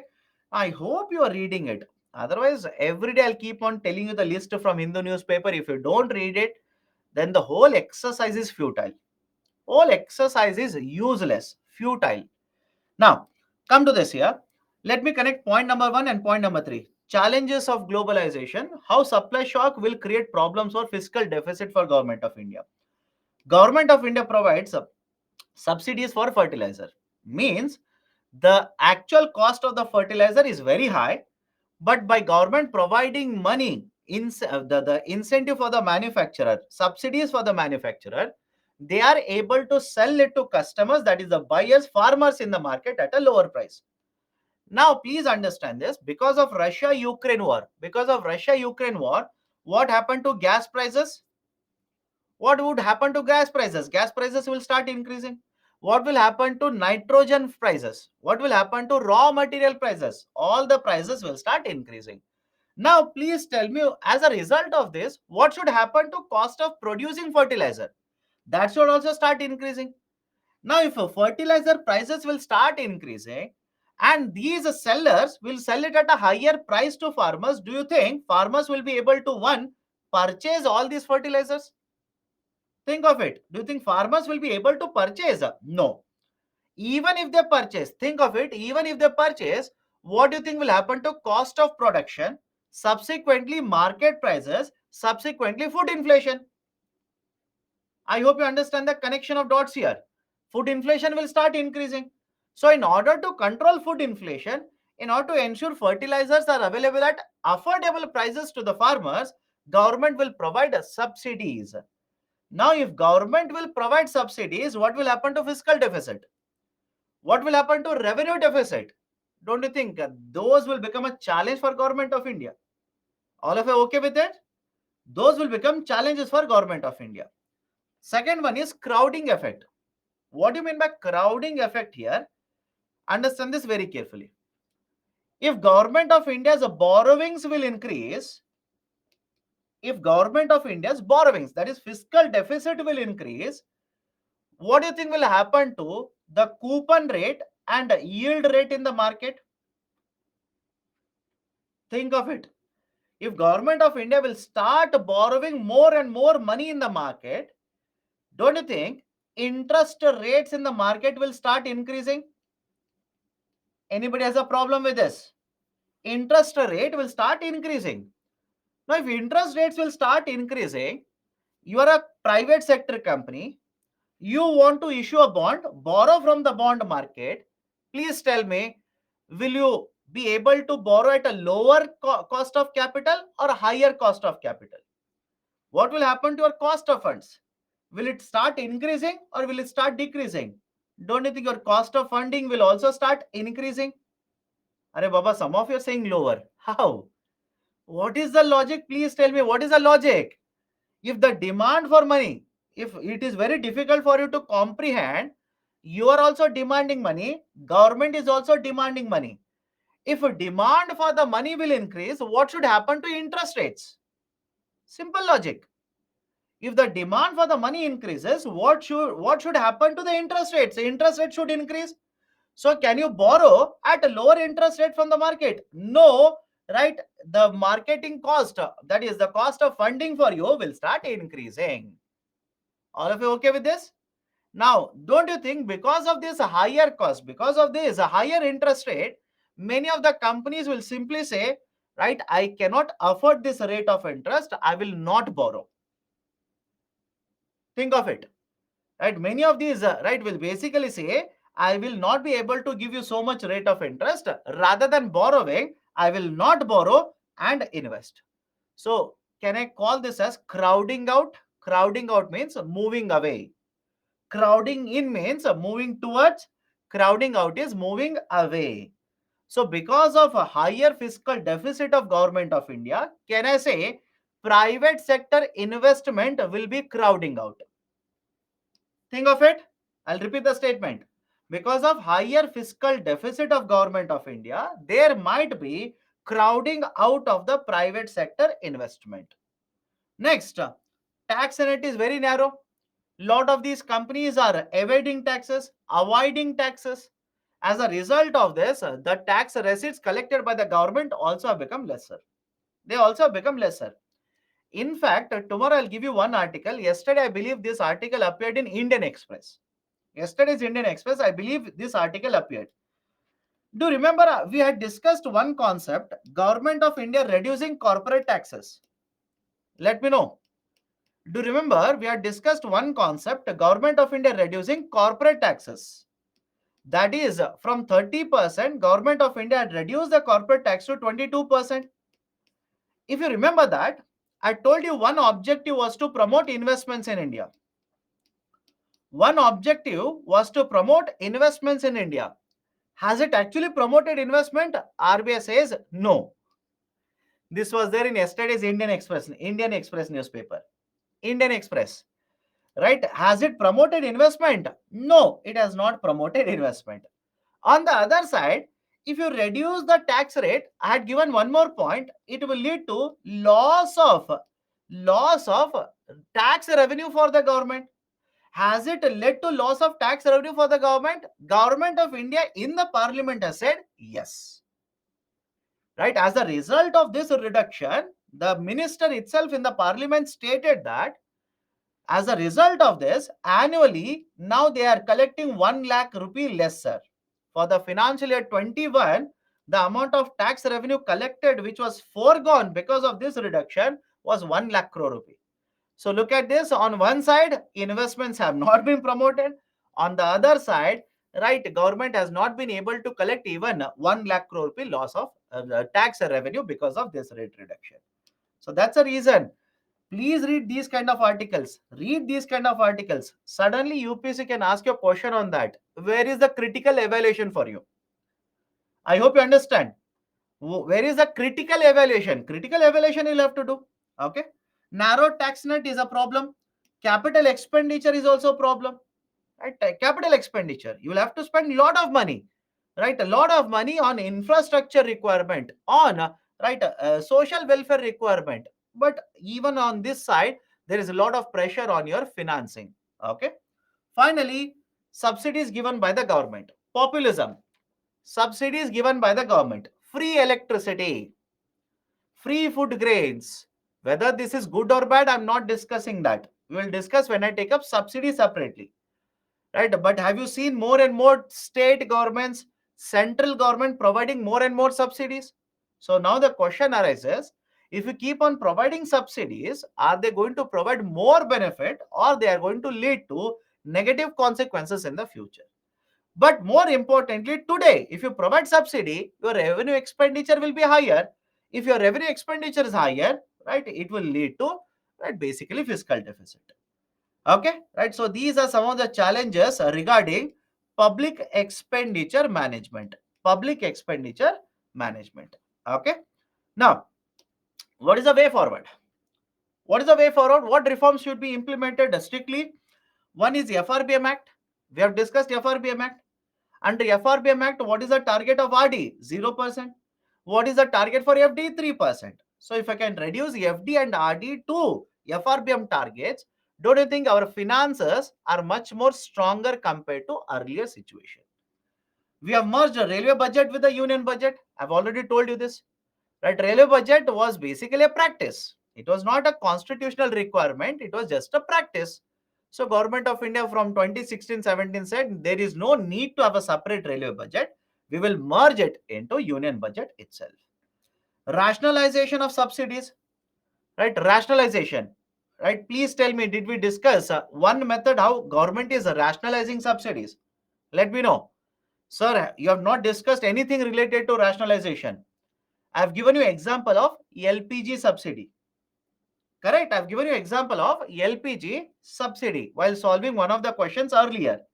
Right? I said earlier, all the houses were given LPG subsidy, but now under the system called as a direct benefit transfer, only certain number of houses are given LPG subsidy, which is nothing but rationalizing. Right? There is also a system which has been implemented by the government, PFMS, Public Financial Management System. Under PFMS, we are basically trying to track. PFMS is a system. Very simple. It's a system. We are trying to find out how much expenditure is being incurred, for which state how much money is going, for which subsidy how much money is given by the government, who are the beneficiaries. All of that data you can get it from Public Financial Management System, PFMS. right? So these are some of the government measures for effective public expenditure management. Okay. How second point decreases deficit. My dear, earlier railway budget was prepared by railway ministry and other expenditures were prepared by finance ministry. Now please tell me what is effective way for incurring expenditure? Two different ministries preparing expenditure budgets, or only one ministry preparing expenditure budgets for railways, roadways, waterways, airports, etc. What do you think? What does your mind say? Which is more efficient methodology? Don't you think if you want to have a seamless transportation model, I repeat, if you want to have a multi-sector model, seamless transportation throughout India, only one authority should be taking care of all the expenditures regarding infrastructure in India. That is the reason. That is the reason all of these have been brought under finance ministry now. Okay. Next, distinguish between capital budget and revenue budget. Explain the component of both of these budgets. Okay. Let me know. Did we discuss what is the capital budget? What is the revenue budget? Let me know. I'll repeat it. Have you come across the term capital budget and revenue budget? If the question is asked for 250 words, can you write? If the question is asked for 150 words, can you write? In fact, this question was asked. This question was asked for 150 words. This was asked for 150 words. So tell me now, don't you think for these kind of questions, the challenge that you will face is writing this in 150 words? I hope you understand. The challenge that you will be facing is how do you compile everything that you discussed in 150 words, right? So we have already discussed it's basically a factual question, a basic question, right? Practice it. Next one, women empowerment in India needs a gender budgeting. What are the requirements and the status of gender budgeting in Indian context? Please tell me, did we discuss gender budgeting? That question can be asked on anything, right? Please understand. And please tell me now, you can get the first concept in the book. You can get the first concept. That is, what is gender budgeting? They would have given the definition. They would have discussed certain point. But do you think you will get the second point's answer, the second part, answer to the second part in the book? Right? Do you think the book will provide you what is the present context of gender budgeting in India? Absolutely no. If you don't trust me, check it. They will not give it. Then, sir, where do I get it? Current affairs. You will get it in the current affairs. Sir, especially where? Which current affairs? After the budget is announced on the 1st of February, in the subsequent days, many newspapers will discuss what has Government of India done for gender budgeting. That is where you will get the context. I hope you understand this. After the budget is announced, and in the next couple of days, every newspaper will do the analysis of the budget. But I'm pretty sure all the newspapers, right? Of course, I've not seen this practice by Hindu, but at least other newspapers, let's say, for example, Financial Express does it, Indian Express does it, Mint does it. They will give you information regarding how much is the gender budgeting, how much was the gender budgeting done last year, what has happened this year, what has happened under part A, what has happened under part B. All this information is provided. So model is very simple here. For answer, start with a definition of a gender budgeting, right? In certain points, write why gender budgeting is required. Then what is the status, right? What is the status of gender budgeting? Most of the funds are allocated for schemes which are not targeting completely the women beneficiaries. These are targeting all the beneficiaries. Part A, part B scheme, please go back to that, right? As a percentage of total expenditure, there has not much been changed. It is generally around 5 to 6%. There is a need to audit and ascertain, right, what is the progress of schemes which are being implemented. Lot of ministries are not involved. We need to increase the participation of various ministries as well as the departments. Funds are allocated. Funds are allocated, but utilization rates are generally lower. We also need to ensure whenever the allocation is done, utilization rates are increased. Right. So this is basically the concept of gender budgeting, and this is a way forward for you people. Okay, done. Right, so these are the questions which have appeared, right, which have appeared in the context of the fiscal policy in the last couple of years. PFMS is a system that has been developed by Government of India. Using this system, at any point of time, government can get information such as how many schemes they are implementing. Under this scheme, how much funds have been allocated, how much have been utilized, for which state how much funds have been released, how much are yet to be released, etc. All of this information is at the fingertip of Government of India. They can retrieve this information using PFMS. Okay, done. So that is basically the discussion regarding the questions here. Please go through this. Please go through. Do not make a mistake of ignoring previous year questions. Previous year questions will provide you a lot of information regarding what is the area of priority for UPSC. Okay, now let's start. Solve the questions now.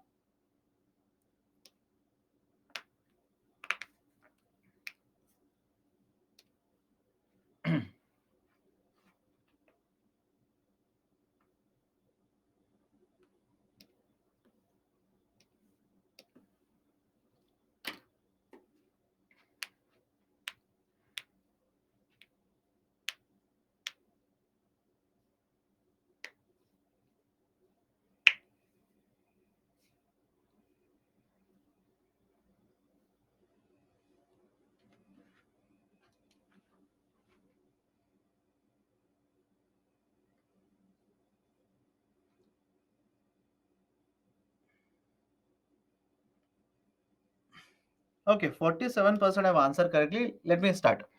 With reference to IFC Masala bond, sometimes given below is or are correct. International Finance Corporation, which offers these bonds, is an arm of the World Bank. Now, please understand, World Bank, right, basically consists of multiple institutes. World Bank is a group of institutions. One of the institutions is IFC, International Finance Corporation. So it was this IFC which was right, which was the authority which issued right the IFC Masala bond. So first statement is correct. They are the rupee denominated bonds and are source of a debt financing for the public and private sector. World Bank, that is IFC, issued these bonds, collected the money, provided it for financing of infrastructure in India for both public sector as well as private sector. So even the second statement is correct. 1 and 2 are correct. Right option for the question will be right option C here. But sir, you didn't tell about World Bank. My dear, please check it. When I discussed masala bonds, I made it a point to say that these can be issued by institutions as well. Right? I made it a point to say that I said these are issued by the institutions as well. Please check it. Please check. I've written it as well. Right? And moreover, please understand my point here. This was their current affairs 3 to 4 years ago. This was there in the current affairs 3 to 4 years ago. Suddenly, if it is there in the current affairs, can UPSC pick up a question? Let me know.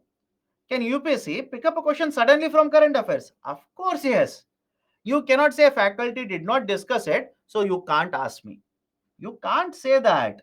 I hope you understand. You can't say that. They will pick it up. For example, this is one homework for you. Please read. It is your duty to read. Please read.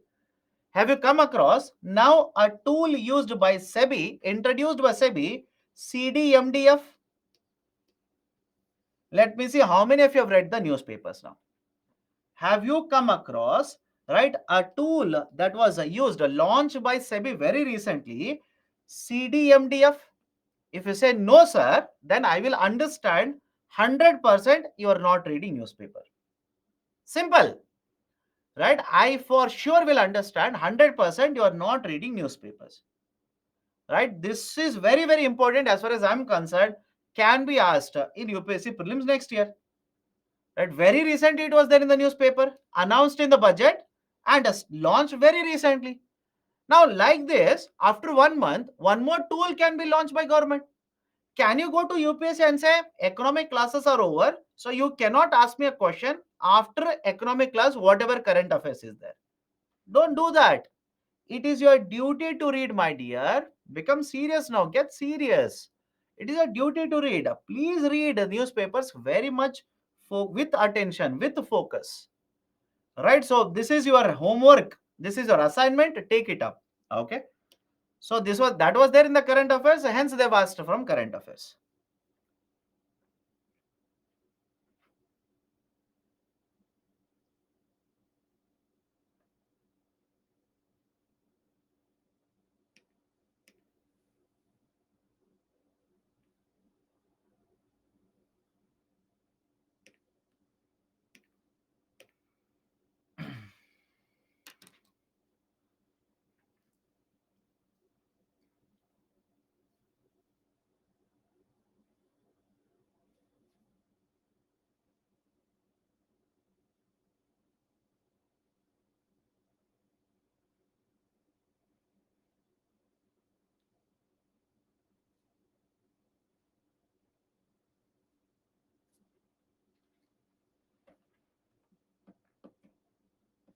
59% have answered correctly. Why? What is the problem? Let's start.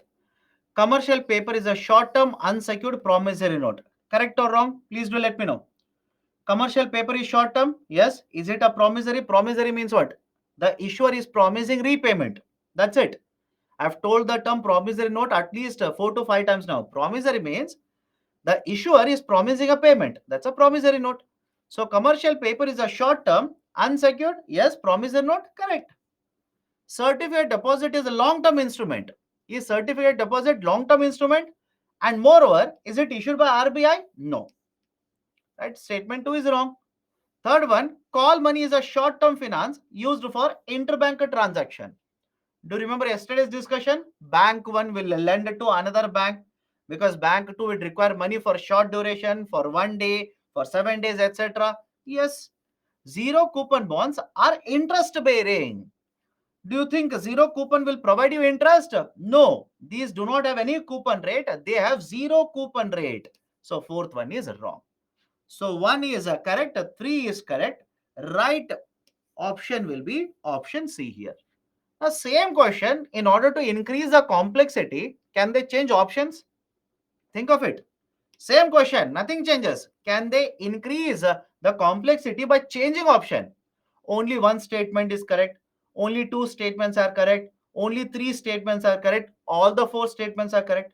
So be aware of those kind of concepts as well. Right? Meaning again, I've told you this at least 10 times as of now. I'll repeat it. Keep your concepts fundamentals clear. Keep your concepts clear. Doesn't matter whatever kind of option pattern they will follow, you'll be able to solve them. Next one.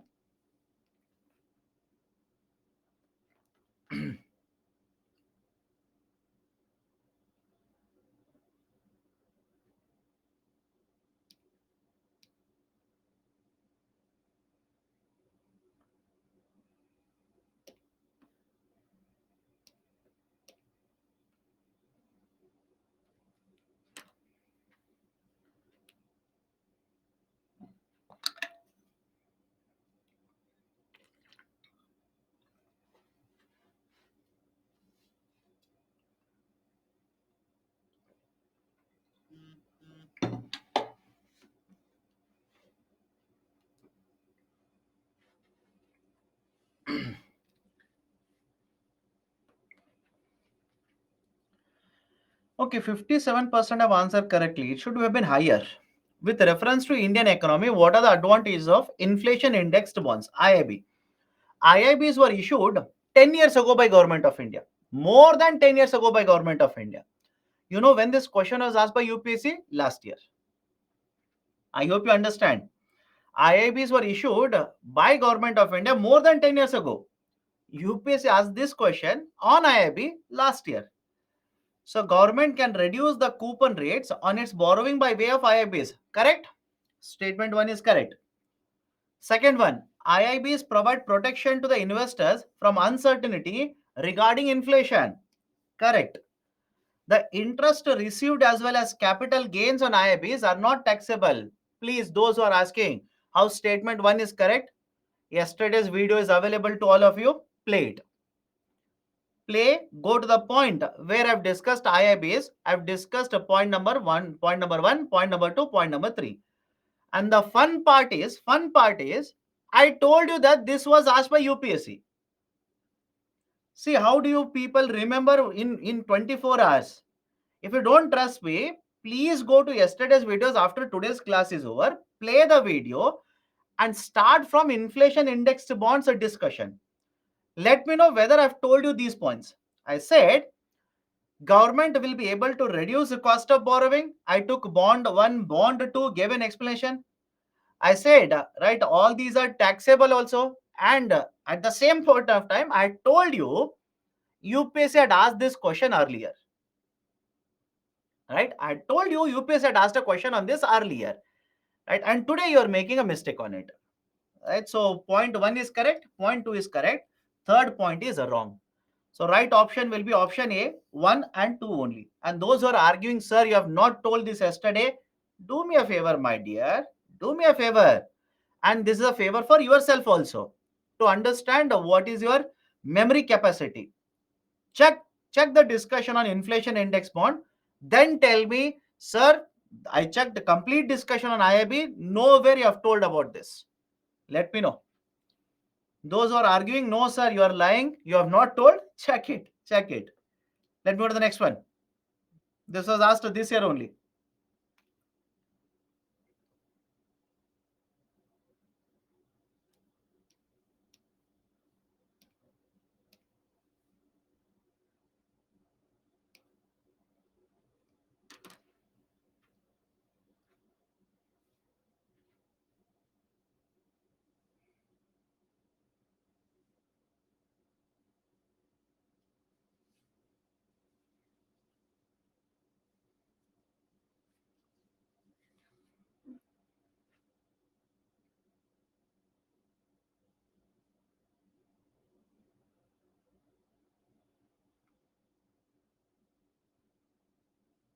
Arre Baba, why 52% have answered this? Why? Why? What is the issue? Consider the following markets. How many of the above are included in the capital market? Point number 1, government bond market. Please tell me, is it part of capital market or money market? Is it part of capital market or not? Of course, yes. Bond market is a capital. Arre, sir, money market. How? What is the argument? After discussing so much, what is the argument? Yesterday, did we discuss this or not? At least tell me that. Right, I'll tell you.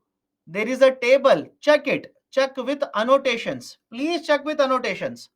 There's a table. On one side, there's a money market. On the other side, there's a capital market. I've written treasury bill. I've written in the PPT also, treasury bill, maturity less than 1 year or more than 1 year. I asked you a question.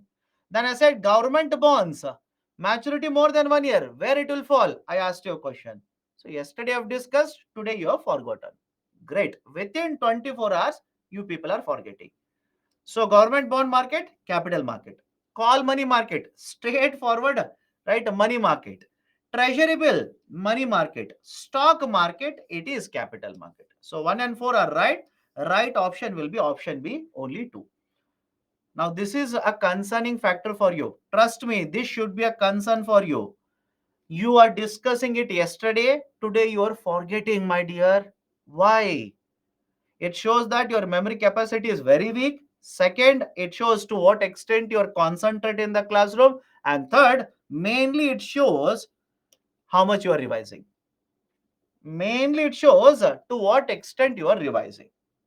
Right? So you take a call based on all of these. You take a call whether you want to be sitting with concentration, whether you want to revise or not. You take a call. Done? Okay, so this is the discussion regarding financial market. Let me enter into the next concept, international trade. Very, very important chapter, international trade. Before that, if there are any questions, let me know. We can take a small break.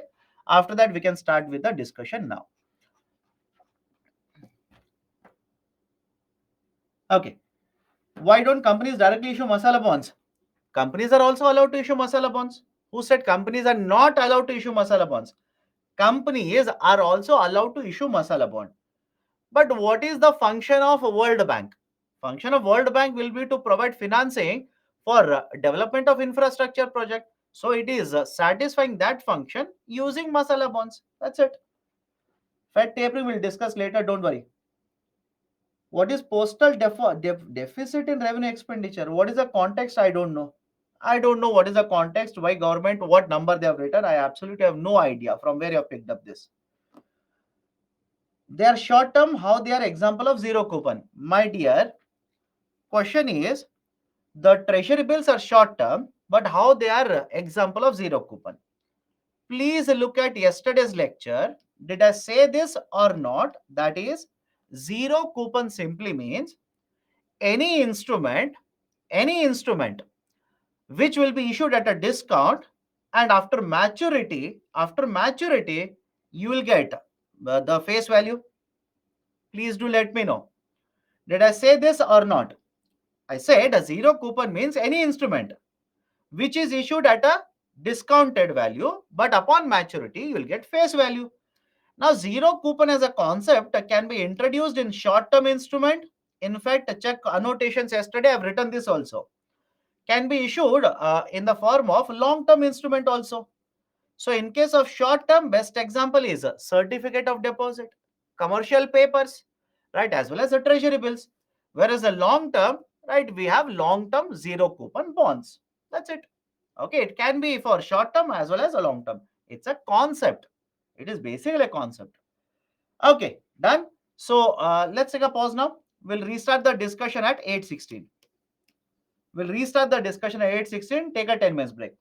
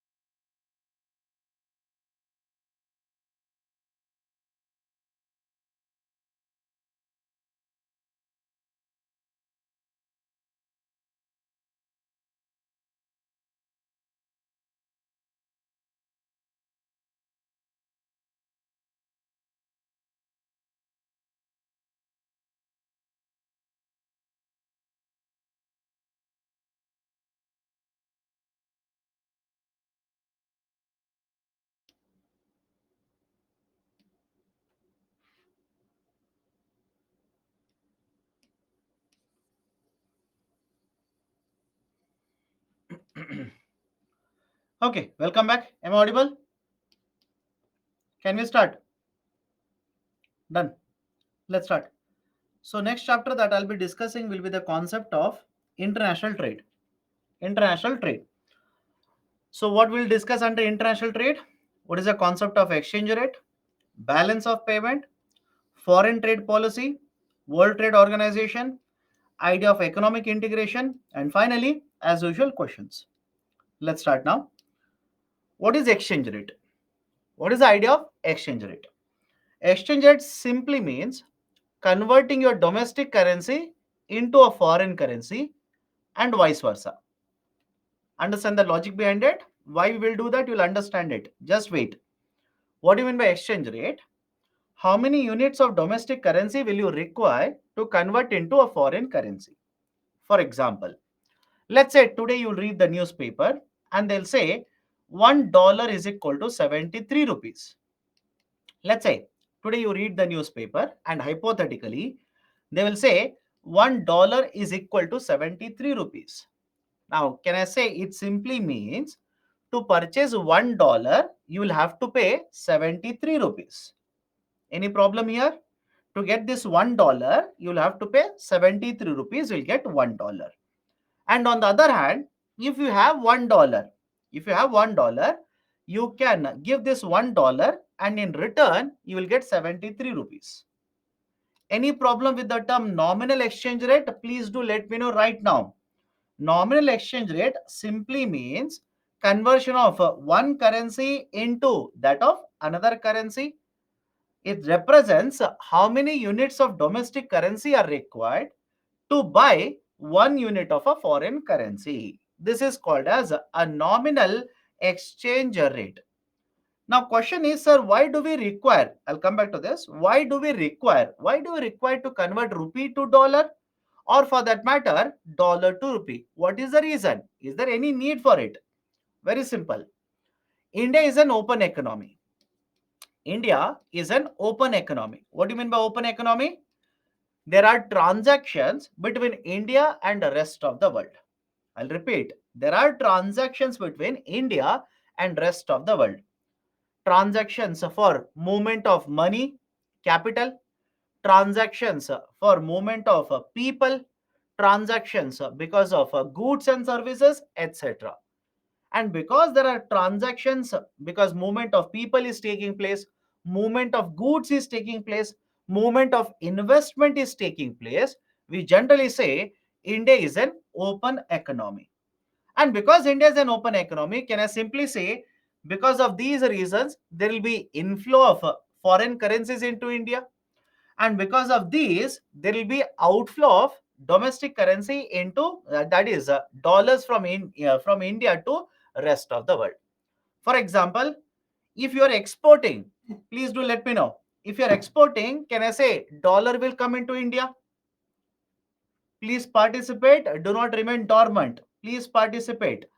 Right? If you're going to export, don't you think dollars will come into India? Right? If you go to a foreign economy, you will take out dollars out of India. But if the foreigners will come to India, right, basically foreigners will bring dollars into India. Remittances. What do you mean by remittances? Remittances are one-sided transfers. Remittances are transfer payments. For example, you will go to USA for 6 months. You're a software engineer, you will go to USA for 6 months. So can I say when you're there in USA, whatever salary you're earning, part of the salary you'll send back to your parents, your spouse, your children, or for your right, let's say siblings, etc. So whenever you send this money, please understand remittances are one-sided. One-sided means you will simply pay money. You will not receive any goods or services in return. Right? You will not send, let's say, $50 or let's say $500 to your parents, and you will not tell them manufacture this bottle in India and send it to me. You'll never do that. Right? Try doing that. Then come back to India and see whether you will survive or not. I hope you understand this. Right? Send $500 to your parents and tell them, right, next 1 week, sit, manufacture this bottle and send it to me because I'm giving you $500. Then see whether you will survive when you come back to India.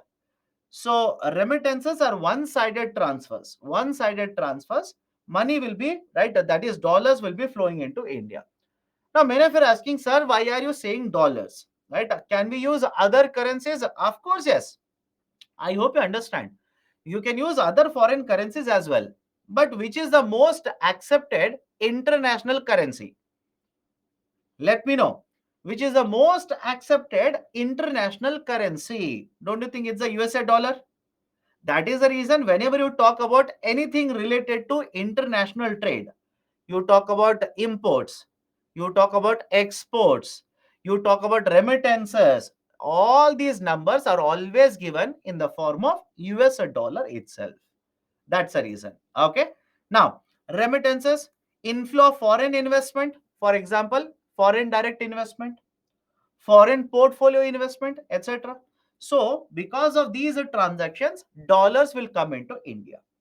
And because of these transactions, can I simply say dollars will go out of India? So now tell me, because of these situations, can I say there is a requirement to convert a dollar to rupee? Simple question, think of it. Right? Because of this, can I say there is a conversion needed from dollar to rupee? And because of these, can I say there is a conversion required from rupee to dollar? So these are the reasons. So again, go back to the basics now. Go back to basics always. India is an open economy. And when you have an open economy, automatically, right, the foreign currencies will come into India or go out of India. And we require conversion of a domestic currency into foreign currency and foreign currency into domestic currency. That is basically, right, the requirement of exchange rate. Now, how do we arrive at exchange rate? How do we say $1 is equal to 80 rupees? How do we say that? How do we say $1 is equal to 75? How do we say $1 is equal to 60 rupees? On what basis? Please understand, there are types of exchange rate systems. There are different types of exchange rate mechanism. One is a fixed exchange rate mechanism. Second one is a floating exchange rate mechanism. Third one, which India follows, most countries follow, that is called as managed exchange rate. Is it okay? One is a fixed, second one is a floating, third one is called as a managed. Sir, what does India follow? India follows a type of floating exchange rate which is called as a managed exchange rate. And most countries follow managed exchange rate itself. What is the meaning of all the three? Let's try and understand. Follow this very carefully. One is a fixed exchange rate. In case of fixed exchange rate, what if I were to say Government of India, hypothetically, Government of India will decide what is the exchange rate. Let me know. I'll repeat the statement again here. What if I were to say Government of India will decide what is the exchange rate? That is, Government of India will tell you $1 is equal to, let's say, 70 rupees for next 1 year. Can I call this as a fixed exchange rate? Let me know. If we don't do that, I hope you understand. If Government of India says $1 is equal to 70 rupees for the next 1 year, can I say this is nothing but a fixed exchange rate? This is a basic idea. In fixed exchange rate, the government or the authority set up by the government will determine what is the exchange rate. They will decide what is the exchange rate. Right? For example, in India, have you come across anywhere in the newspaper, any day in the newspaper, Government of India saying this is the exchange rate? Think of it. Have you come across any day where RBI says, I want the exchange rate to be this much? You will not come across it. You will not come across. Why? Right? We do not follow fixed exchange rate. Come to the second one, floating exchange rate. This is very famous. Floating exchange rate. India follows a type of floating only. Now, what do you mean by floating exchange rate? Let me start with a very simple idea. Very simple idea. Come to this table again. Let's say suddenly the dollars will start flowing into India. The dollars will start flowing into India. Now, Connect the dots. I'll go point by point. If the dollars will flow into India, point number one, can I say you need to convert a dollar to rupee? You need to convert a dollar to rupee. So what you will do? What you will do? Imagine you will go to a bank. You will take all these dollars, go to a bank, sell the dollars to the bank, and in return, purchase the rupees. Correct? You will sell the dollars to the bank and in return purchase rupees. Now, when you sell the dollars to the bank, what will happen to supply of dollars in the market? Tell me now. What will happen to supply of dollars in the market? Can I say dollar supply will increase? And what will happen to demand for rupees in the market? Supply of dollar will increase. What will happen to the demand for rupees in the market? Demand for rupee will also start increasing. Now apply basic common sense. Basic common sense. If demand for something increases, what should happen to value of it? Simple question to all of you. If the demand for something increases, what should happen to the value? Value should increase. All of you will agree? Are Baba, some of you say value will decrease. How, my dear? How? If the demand increases, what do you think will happen to the value? What do you think will happen to the price of it? Price will increase. Correct or not? If you say no, sir, it is wrong, my dear, replace rupee dollar with tomato. Replace rupee dollar with a tomato. When the demand for tomato is very high, what do you think will happen to price for tomato? If we say, sir, it will decrease, then I want to purchase all the tomatoes from your home. Please be very careful. If you say even after this, right, sir, no, if the demand goes up, price should go down. My dear, give me all the tomatoes from your home. Forget about gold, right? The tomato is much more costlier now. Give me tomato.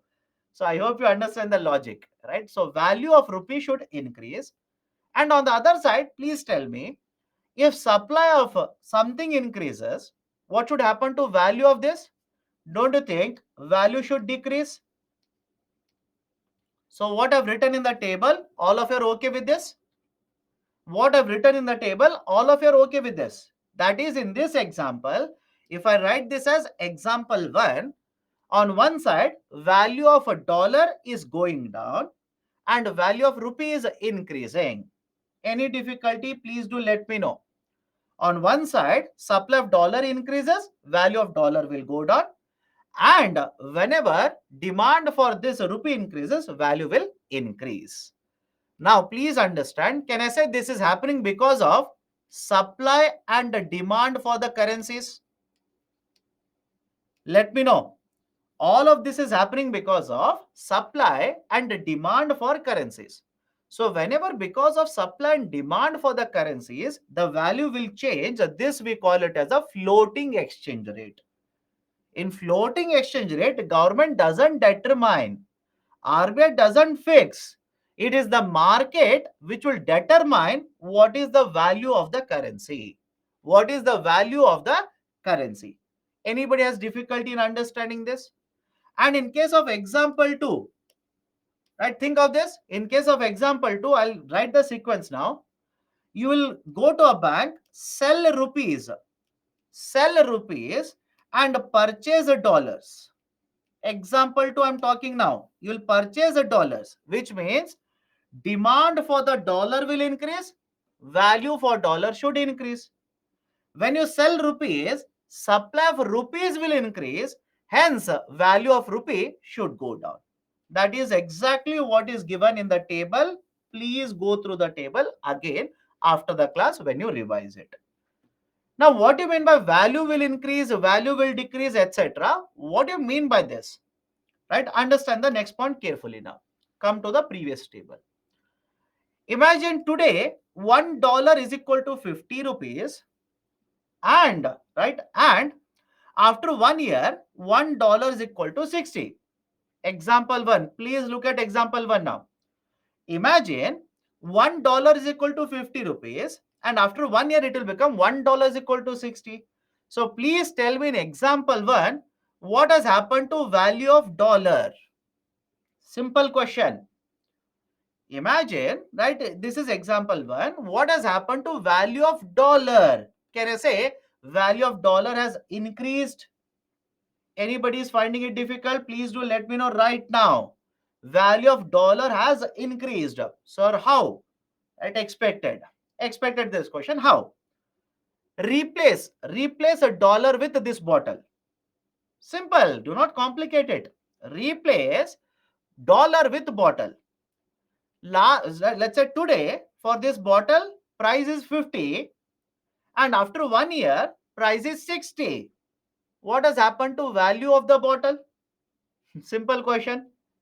At least now is it okay? Please do let me know. In example one, value of dollar has increased. Correct or wrong? Anybody has a difficulty? And on the other side, value of rupee has decreased. Value of rupee has decreased. Now, if this is happening because of supply and demand, if this change in the values for the currencies, if this is happening because of supply and demand, we'll simply use the term appreciation and depreciation. I'll repeat the terms here. If this is happening because of supply and demand in the market, we'll use the term appreciation and depreciation. What do you mean by appreciation? Value of one currency against another currency goes up. I will repeat it. Value of one currency against another currency goes up. Right? So, which currency the value has gone up? We say it has appreciated. And on the other side, value of one currency, right? If it goes up, can I say the value of second currency has gone down? Value has gone down. So when value of one currency against another currency goes down, we say currency has depreciated. So in example one, can I say dollar has appreciated, rupee has depreciated? Please do let me know. If we are having floating exchange rate, can I say in example one, dollar has appreciated, rupee has depreciated? Yes. If it is floating, if it is managed, yes. If it is done by the government, if it is a fixed exchange rate, if it is done by the government. Now, what is the term used there? Whenever the value of one currency goes down, we use the term devaluation. And whenever value of another currency goes up, we use the term revaluation. Now, in the same example, instead of market forces, if it is done by the government, can I say value of a dollar has been revalued and the value of rupee has been devalued? Any problem here? Please do let me know. If it is not market, if it is done by the government, can I say example one, value of rupee has been devalued, value of a dollar has been revalued. This is basically the set of terms used, right, in case of floating exchange rate, in case of fixed exchange rate. Any problem? Can I go forward now? Can I go forward? Look at example 2. Look at example 2. Can I say in example 2, between now and after 1 year? Between now and after 1 year, can I say rupee value has been appreciated? Rupee value has appreciated, dollar value has depreciated. Look at example 2 now. And on the other side, can I say if it is done by the government, rupee has been revalued, dollar has been devalued. So logically understand this, the terminology, revaluation and appreciation. Impact is same. I hope you understand. Impact is same, but the difference is whether it is happening because of market or it is being done by the government. Right? Whether this is being done by the government or it is being done by the market, that is a difference. Impact is same. Value of one currency goes up against another currency, right? Which means, right, it is either appreciation or revaluation. But if it is because of the market, we use the term appreciation. If it is because of the government, we use the term revaluation. That is basically the argument. Can we go forward now? What is the impact of fixed exchange rate on the economy? Arey Baba, somebody is asking, is the break over? My dear, the break got over 20 minutes ago. Please refresh. So what is the impact of a fixed exchange rate? If there is a fixed exchange rate, can there be a scope for devaluation done by the governments? Let me know. Can there be a scope of devaluation done by the government? Can the government go for devaluation of the currency? Of course, yes. They can go for devaluation. For example, and some of you are saying no, there is a scope. I'll give you current affairs example. There is always an allegation.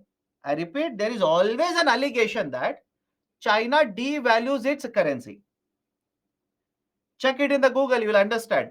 Okay, there is always an allegation that China devalues its currency. What is the reason? You'll understand in some time. Please have patience. So when you have not the market but the government deciding exchange rate, there is always a scope of playing with these exchange rates. And if you do play means again change, adjust the exchange rate. So automatically it will have a larger impact on the trade. And whenever it is a fixed exchange rate, right, government can use its policy for its own benefit. But in international trade, please tell me, if China will benefit in international trade between India and China, if China will benefit from the trade, does it not mean that India basically is losing out on the trade? Think logically, please think logically. Between trade between India and China, if China will export more and more to India, it means China is getting the benefit, right? India will end up losing because we are paying more and more dollars to China. So that is the reason. Remember the concepts. Please remember the concept. In that context, what do you think is a better one? Governments are deciding the exchange rate or market deciding the exchange rate? I hope you understand now. What would you prefer? Government deciding the exchange rate or markets deciding the exchange rate? My dear, you should choose market. Even now, some of you are saying government. No, government should not decide. Again, you have a very narrow viewpoint. That's the reason you say government. Because you think of only government of India. Think of it. You're thinking about only government of India.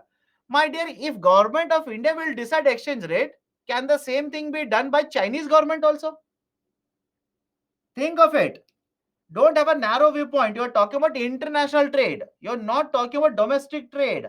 You're talking about international trade, exports, imports, etc.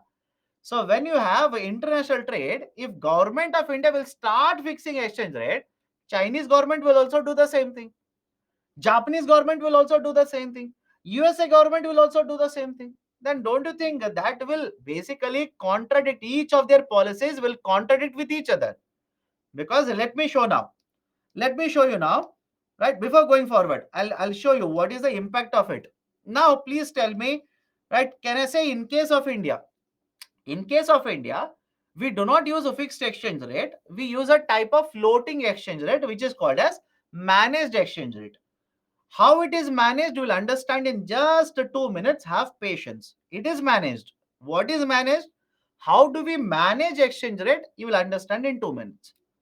Before that, what is the impact?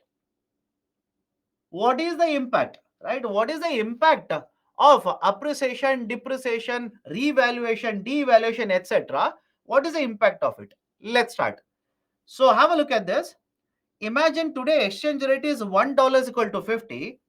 After 1 year, it is $1 is equal to 50. Please tell me, compared to today, what do you think will happen to imports after 1 year when the exchange rate will move like this? It is there in the table. Please look at it. Right, sir, very difficult to understand. Let's start. Imagine you're importing this bottle. Price of the bottle is $1. Price of the bottle is $1. So today, for getting $1, how many rupees you will have to pay? 50 rupees. And after 1 year, to get the same dollar, how many rupees you will have to pay? 40 rupees. So tell me, today you're paying 50 rupees. After 1 year, you're paying 40 rupees. Can I say imports will become cheaper with rupee appreciation? Anybody has a difficulty? Imports will become cheaper with rupee appreciation. And India is a net importer. India is a net importer. What do you mean by net importer? value of imports is greater than value of exports. Value of imports is greater than value of exports. That is the meaning of net importer. Now, please tell me, a country which is a net importer, rupee will start appreciating or rupee is revalued. Don't you think imports will become very, very cheap? Imports will start flowing to a greater extent into India. As a result of this, what do you think will happen to domestic manufacturing? Think of that also. What do you think will happen to domestic manufacturing? Domestic manufacturing would be affected. Would be affected by this. On the other side, what will happen to imports when there is a depreciation or devaluation of the rupee? What will happen to imports? Exactly opposite. Exactly opposite. Today, you will import this bottle at 50 rupees, and after 1 year, you will import the bottle at 60 rupees. What do you think will happen to the value of imports? Don't you think imports will become costlier? Imports will become costlier. Now tell me, if a government follows a fixed exchange rate, those who are asking what is the problem with fixed exchange rate, now tell me, if the government of India follows a fixed exchange rate, they want to reduce imports coming from China, can they devalue their currency?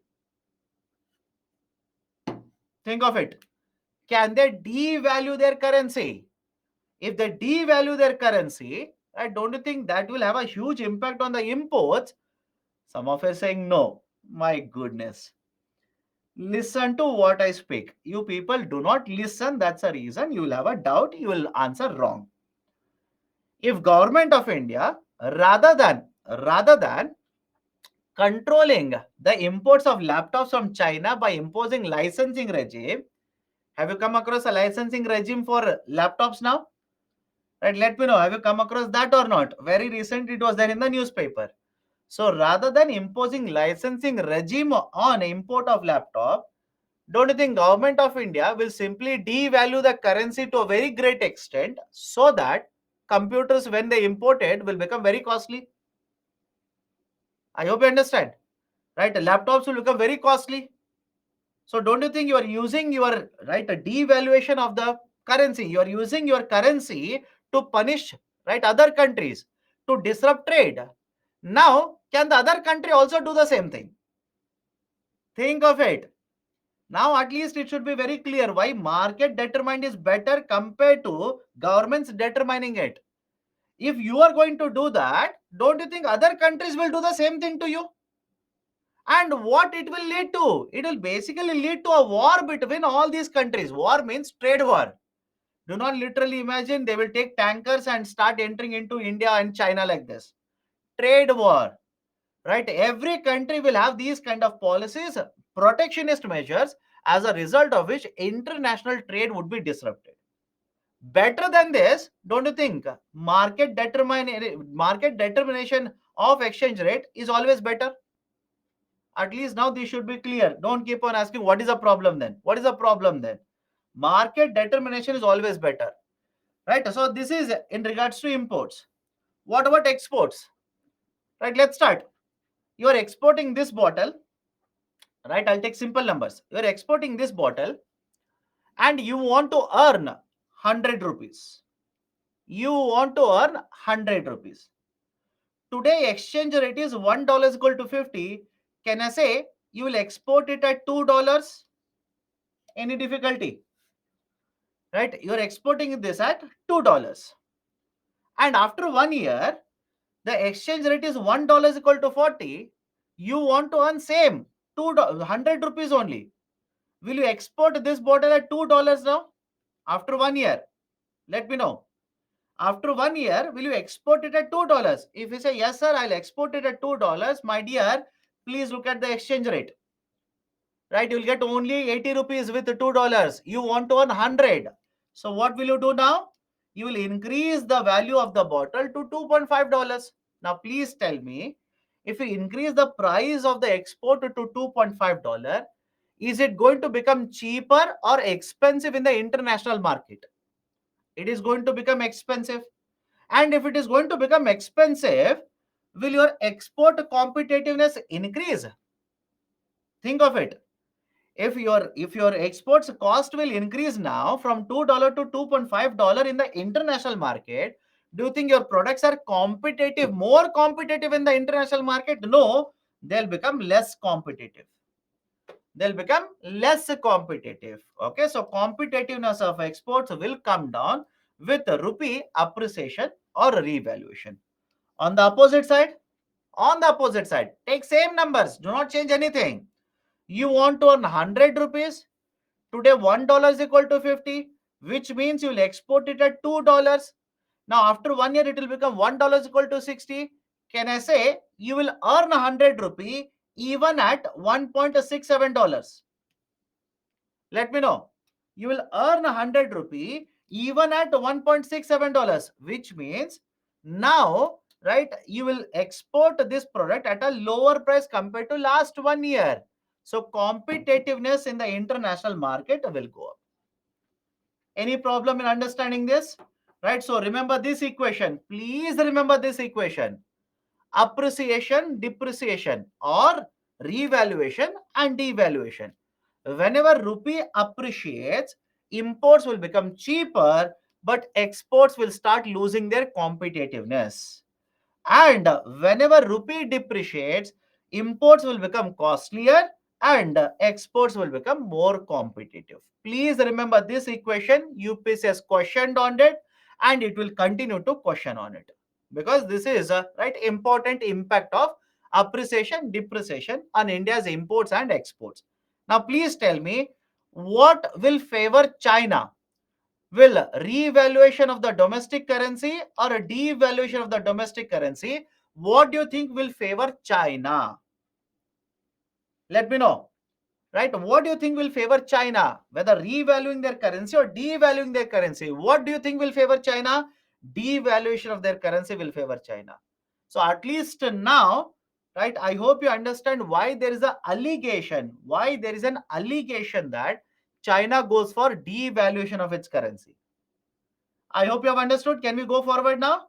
At least now is the logic okay? Why there is an allegation that China devalues its currency? Because China doesn't follow a floating exchange rate like this. They follow a pegged exchange rate. They call it as a pegged. Pegged means they will simply say 5 yuan. Just an example, 5 yuan plus 1 yuan. Meaning what? Maximum level of a depreciation. At maximum level, I will allow the domestic currency to fall down is 6 yuan. And maximum allowed appreciation of domestic currency will be 5 yuan per every dollar. So this is the concept of a pegged exchange rate. Pegged, that is basically you're fixing this exchange rate, but with certain flexibility. And some of the authors will also use the term floating pegged exchange rate. Okay, so do not worry about it. If you have understood, good. Otherwise, leave it. For China, you don't worry. You don't do PhD in China now.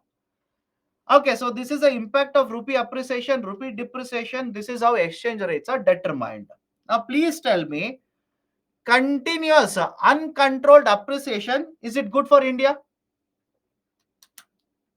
Let me know. Continuous uncontrolled appreciation, good for India? Anybody says yes, sir, very, very good. Continuous uncontrolled depreciation, is it good for India? So argument is simple.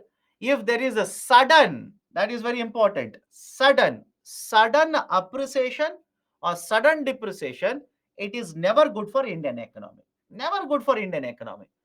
But if you say, if you are following a floating exchange rate, 100% floating exchange rate, can this happen? Correct or not? If you say, sir, I'm having floating exchange rate, 100%, pure 100% floating, which means no way, right, anybody else apart from the market will determine exchange rate. So if you follow 100% floating exchange rate, in that case, can suddenly the rupee appreciate? Yes. Can suddenly the rupee depreciate? Again, answer is yes.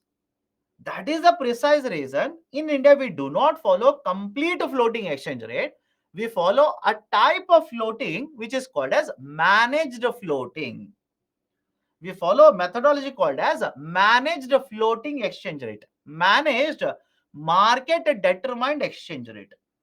Now, what is this idea of a managed floating here?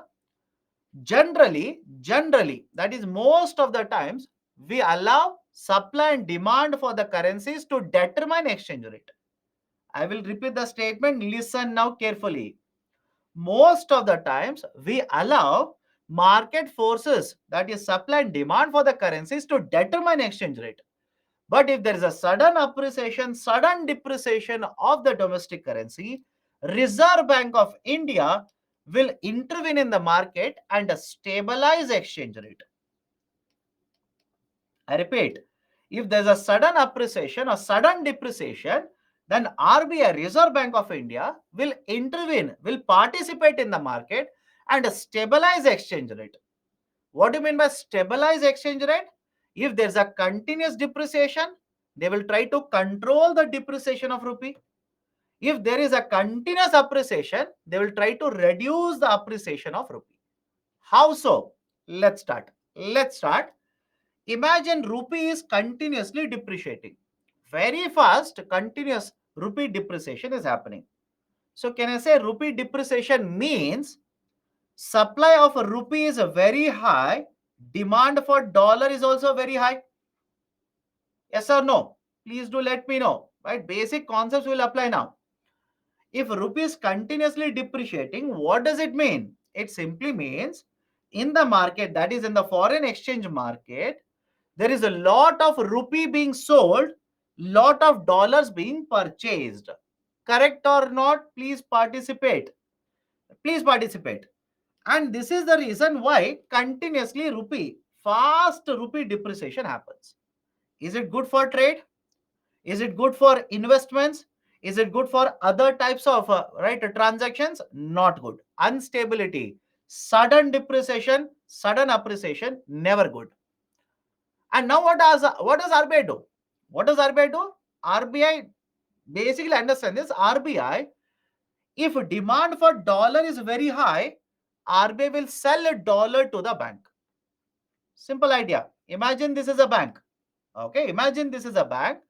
From the market, lot of people, investors, individuals, etc., lot of people, they are selling rupees and they are buying dollars. Agreed? Bank is part of the forex market. Bank is part of the forex market. Now RBI doesn't like it. RBI says suddenly, right, so quickly, right, rupee should not depreciate. So what does RBI do? RBI will sell dollars. RBI will sell dollars and in return purchase rupees. RBI will sell dollars and in return purchase rupees. Now please tell me, in the step one, supply of rupee was increasing. Supply of rupee was increasing. Demand for dollar was increasing. And in the step two, RBI will supply dollar and purchase rupees. Don't you think this will stabilize exchange rate? Think of this and please do let me know. If RBI does this, don't you think it will stabilize exchange rate? Because the demand for dollar is very high, RBI will sell a dollar. Right? And supply of rupee is very high. So supply of rupee high means the value of rupee will start falling down. RBI will start purchasing rupees. This is how RBI will stabilize exchange rate. Now, can RBI do opposite also? Can RBI do opposite also? Of course, yes. Imagine rupee is continuously appreciating. Imagine rupee is continuously appreciating. Means what? Supply for dollar is very high in the market. Demand for rupee is also very high in the market. So now what does RBI do?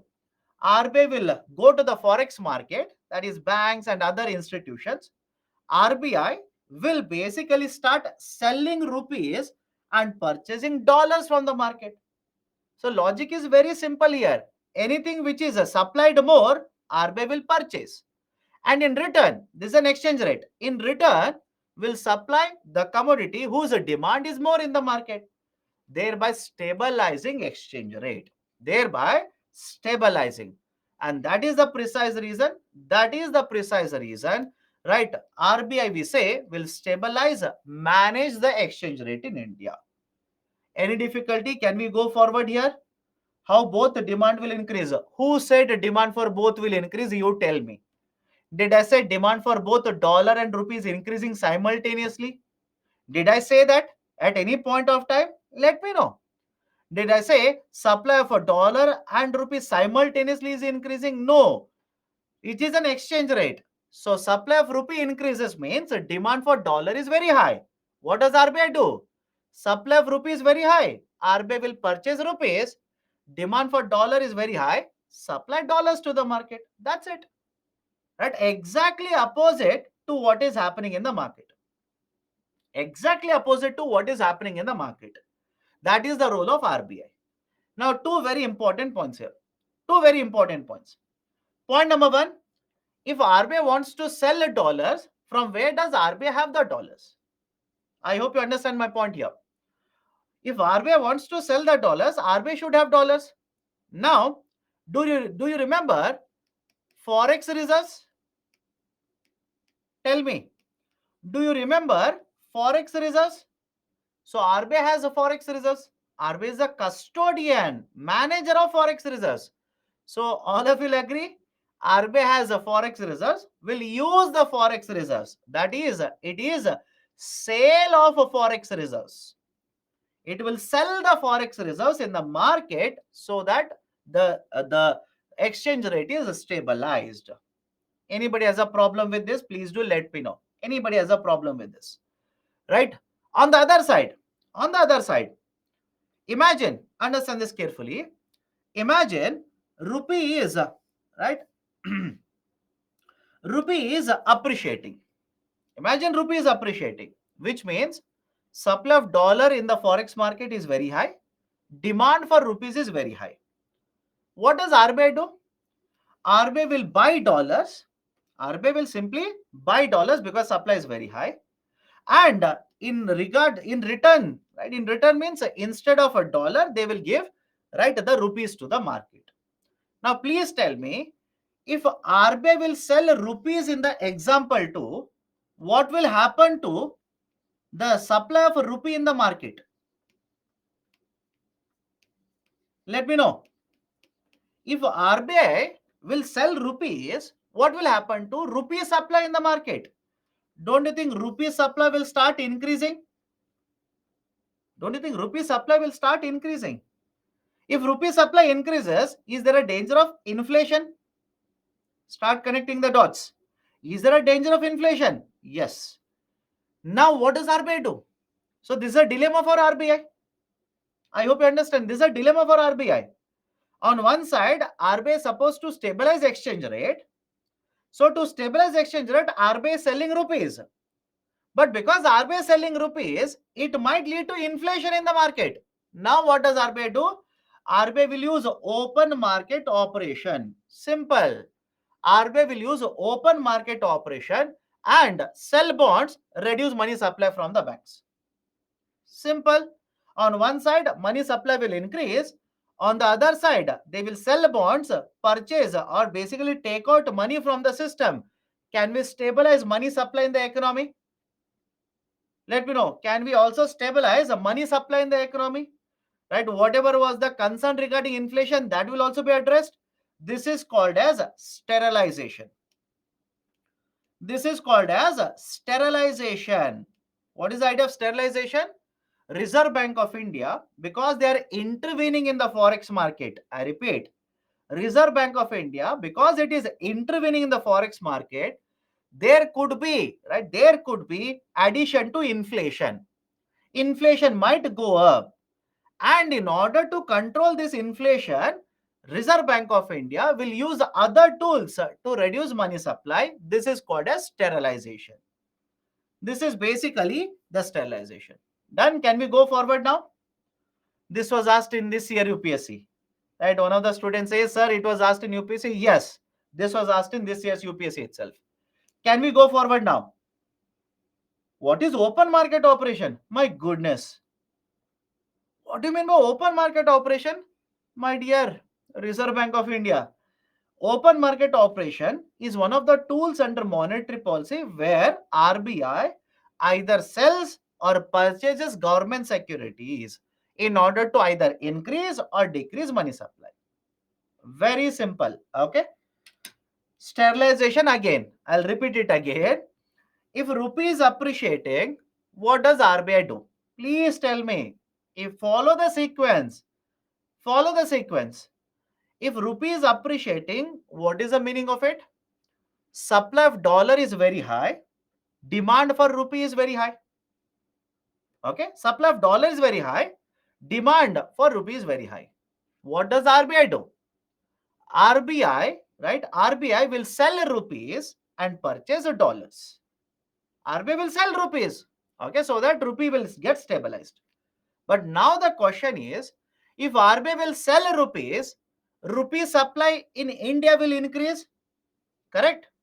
If RBI is selling rupees, in addition to whatever rupees are there in the economy, more rupees will get added. And when more rupees will get added, there is a danger that inflation can be caused. So what does RBI do?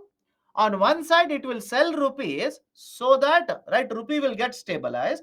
On the other side, RBI will use OMO to reduce the rupee supply in the market.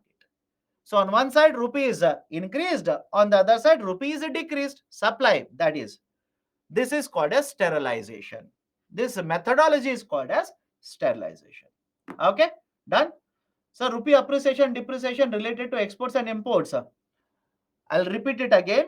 If rupee appreciates, right? Have a look at this. If rupee appreciates, imports will become cheaper. Look at the numbers, my dear. You'll have to look at the numbers. If you can't look at the numbers, then right, don't keep on asking what is the problem, why it is happening. Look at the table. Today, $1 is equal to 50. After 1 year, $1 is equal to 40. Means today you are paying $1 for this bottle, which is for 50 rupees. After 1 year, you will pay 40 rupees, which is nothing but cheaper. Import will become cheaper. Now imagine you are exporting this. Imagine you are exporting this. You want to earn 100 rupees. So if you export it today, you will have to export it at $2. After 1 year, if you export it to earn 100 rupee, you will have to export it at $2.50, which means your exports price have increased in the international market.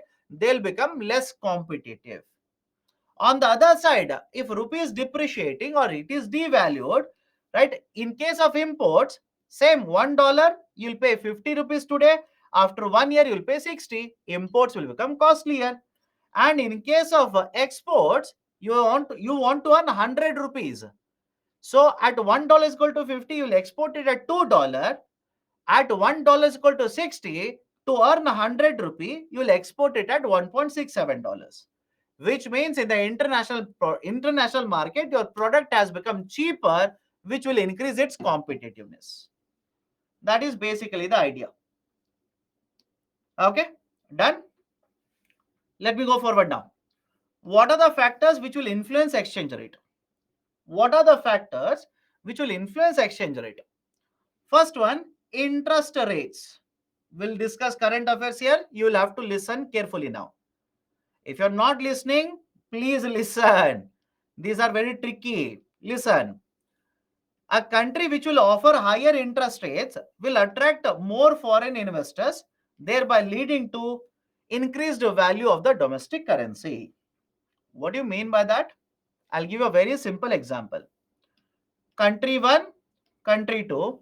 In country 1, interest rate is 4%, meaning your investment will earn you 4%. In country 2, your investments will earn 6%. So simple question to you people. Will you invest your money in country 1 or country 2? Let me know. Will you invest your money in country 1 or country 2? Some of the students, I'm actually surprised. They're saying country 1. Why? Those who are saying country 1, please enlighten me. 9 6 a.m. today, please enlighten me. Let me also become like Buddha. How? What is your argument? Why do you say you will invest in country 1, earn 4%, where you can invest in country 2, earn 6%? What is your argument? Right? Let's change the reverse. Let's reverse all the rules in the international market. What is the argument? Let me know. My dear, why will you invest and earn 4% when you're capable of earning 6%? What is the argument? No, you will not invest in country 1, you will invest in country 2. Can I say with higher interest rate, more foreign investment will flow into country 2? Simple, step by step. With higher interest rate, more investment will flow into country 2.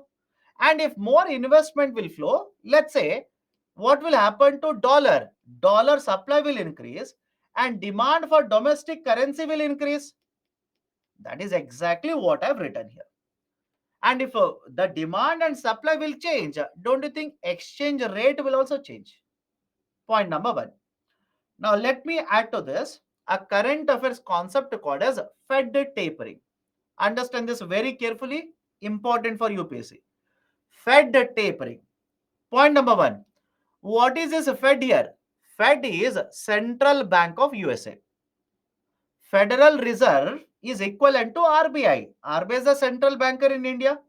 In the same way, we have Federal Reserve in USA. Point number one. Point number two, what do you mean by the term tapering? Tapering simply means reducing. Okay, reducing, narrowing, constricting. Tapering means reducing. Point number two, what is the Fed tapering then? What is this Fed tapering? Why it is done? Let's start. Imagine there is either a recession or slowdown in the domestic market. Okay. Either there is a recession or there is a slowdown in the GDP value. Now, please tell me, you are the central banker. What will you do when there is a recession or a slowdown? Will you increase the interest rate or will you reduce interest rate? Let me know. Will you increase interest rate when there is a recession? Then please do not become central banker. You will destroy the economy. You will push the economy into depression. So all of you will agree, you will have to reduce interest rate.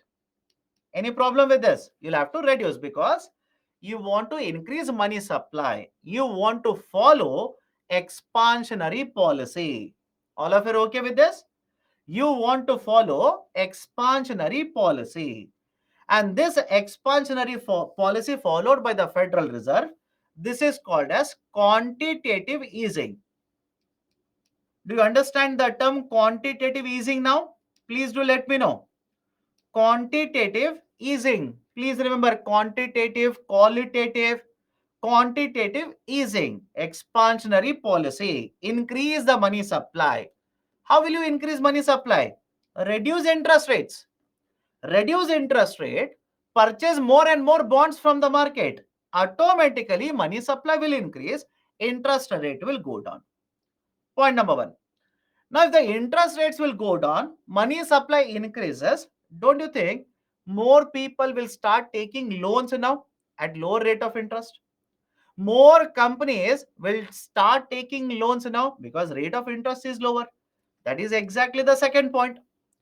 If companies, right, investors, people, etc., start taking more loans, the GDP will start reviving, production will start taking place, employment will start happening, right? There will be growth in the GDP. Can I call this as a recovery?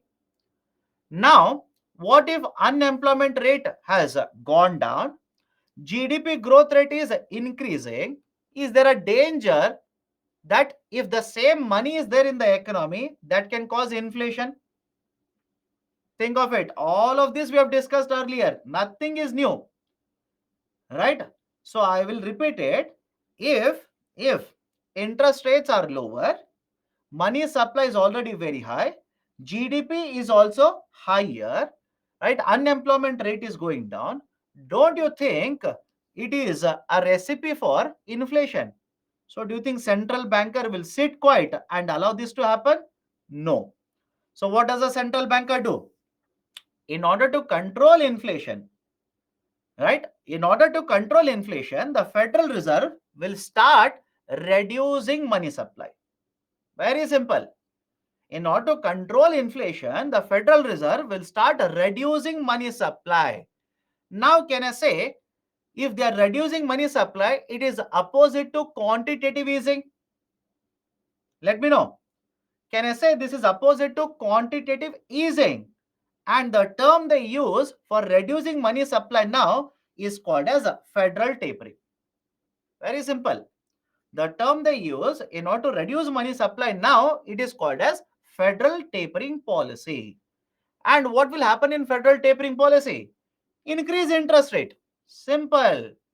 Keep on increasing interest rates.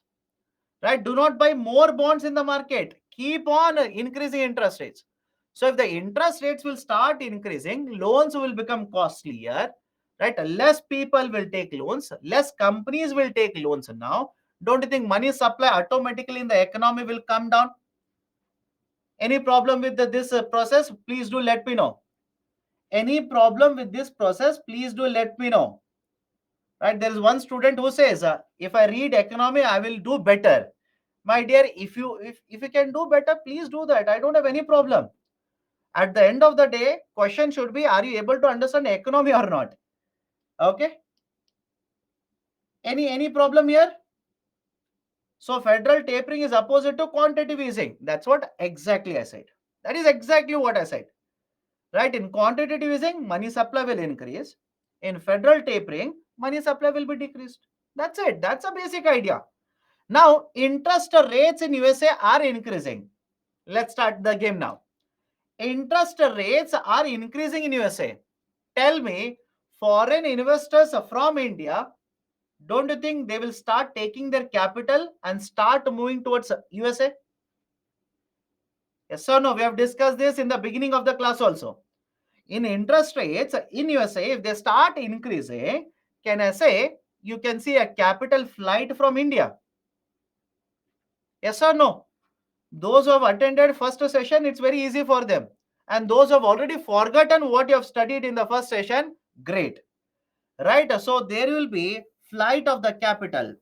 Foreign investors in India, they'll start selling their instruments in Indian market. They will take the rupees, convert the rupees into dollars. They will convert the rupees into dollars, take the dollars out of India. So point number one, can I simply say, if there is a Fed tapering in USA, if there is a Fed tapering in USA, it might lead to rupee depreciation in India. Let me know. If there is a Fed tapering in USA, can I say it might lead to rupee depreciation in India? Anybody has a problem with this? Please do let me know. Anybody has a problem? Right? If Fed tapering happens in USA, it can lead to rupee depreciation in India. Point number two, can I also say RBI at this point of time will be using its forex reserves. In order to control the rupee depreciation. Correct? RBI will require a huge amount of forex reserves if there is a sudden continuous depreciation of rupee. Read the newspapers very carefully. You will see all these points in the newspaper. You'll see all these points in the newspaper. For example, whenever RBI governor is talking and anybody will ask him, sir, what if Fed tapering will happen in USA? If you know this, RBI governor will simply use one statement. Even if Fed tapering happens, we have sufficient forex reserves to control volatility in the forex market. If you don't trust me, check it on the Google. Please check it. I know many people do that. Right? What does RBI governor say? Even if a Fed tapering happens, we do not have to be worried. We have sufficient forex reserves to control the volatility in the forex market. Right? This is basically what is the idea of a Fed tapering, what is the impact on India, what is the impact on the forex market, how RBI will intervene, etc., etc. Now let me go to the next one. Right, the next factor affecting exchange rate is incomes. Incomes will have an impact on exchange rate. How? If all of us start earning more and more income, will the demand for imports increase or not? Very simple question. If all of us start earning more and more income, will the demand for the imports increase or not? Sir, how? My dear, imagine laptops, personal computers, mobile phones, etc. That is there in the current affairs only. Right? If all of us start earning more and more, don't you think that we'll start importing more of PCs into India? We'll start importing more of laptops into India? Of course, yes. Sir, only PCs and laptop. Now licensing is there. Then what about luxury cars? What about luxury products? Right? Automatically imports will start increasing. Whether you like it or not doesn't matter. It will start increasing because we cannot produce all the goods in India. Simple. So if imports will start increasing, will it have an impact on exchange rate? Yes. Third one, inflation. Very tricky. Understand this carefully. Inflation. Let me start with very simple example. Imagine you're manufacturing this bottle in India. Imagine you're manufacturing this bottle in India. Today it is 100, and next year because of inflation it will become 120 rupees. It will become 120 rupees. Now please tell me what will happen to your export competitiveness. Point number 1. What do you think will happen to export competitiveness because of inflation? Can I say export competitiveness will be affected? If your product becomes more costlier, your competitiveness will go down. That's as simple as that. Second point. Second point. Imagine you have 600 rupees. Understand this. Imagine you have 600 rupees. You want to purchase this bottle. An imported bottle will still cost 100. But because the domestic inflation is there, because there is inflation in the domestic market, this bottle which is manufactured in India will become 120. Now, looking at this, can I say purchasing power of domestic currency for imports will be higher compared to domestically manufactured goods? Let me know. Purchasing power of rupees in this example will be higher for imported good compared to domestically manufactured goods. So what will happen to imports? Imports will start increasing. So I hope you understand. I hope you understand. Whenever there is an inflation, a country with a higher rate of inflation, the trade from that country would be affected. The trade in that country would be affected. That is basically the argument. Next one is higher debt, higher debt of the government. Point number 1. I hope you have revised inflation. Point number 1. If government will borrow more money, what do you think will happen to inflation? Simple question. Do not behave as if we are discussing all these points for the first time. We have discussed all of this under inflation. If government will borrow more money, what will happen to inflation? Inflation should increase. Somebody says it decreases. Great. Those who are saying decreases, my dear, wake up. Go to inflation chapter. You already have PPT. You have collected PPTs. I know that. Famous in collection of PPTs. You have collected PPT for inflation. Open that PPT. Go to a slide where I've given very nicely supply side inflation, demand pull inflation, cost push, and demand pull. Under demand pull, please see one factor I've written: government borrows more money. Government borrows more money. Read that. Right? If you keep on forgetting all of this, trust me, economics will be very difficult for you. Okay, so now connect the dots. Borrowing more, inflation will be higher. If inflation is more, don't you think it will have an impact on exchange rate? Simple question. Right? If borrowing is more, it will lead to inflation. If inflation is higher, will it affect exchange rate? Already we have established this. Already in the previous point itself, we have established this. Yes, it will have an impact on, right, the exchange rate. Next, current account deficit. This I'm yet to discuss. Just wait for some time. Tomorrow we'll discuss this. Current account deficit, how it will lead to exchange rate changes. We'll understand that tomorrow. Imports and exports, all of you will agree? Import and export will always have an impact on exchange rate. Anybody who says no, sir, it will not have an impact on exchange rate, let me know why. Because you're importing, you'll have to pay in dollars, you need to convert. Speculation. I'll come to speculation. Last point, let me explain first. Government stability, policies of the government, economic growth and performance. Simple question to all of you. Imagine you have lot of money, you are investors. Please tell me how many of you will take your money, invest in Sri Lanka today? Let me know. How many of you will take your money, go to Sri Lanka and invest in Sri Lanka? Right? You should not invest. Not invest. Why?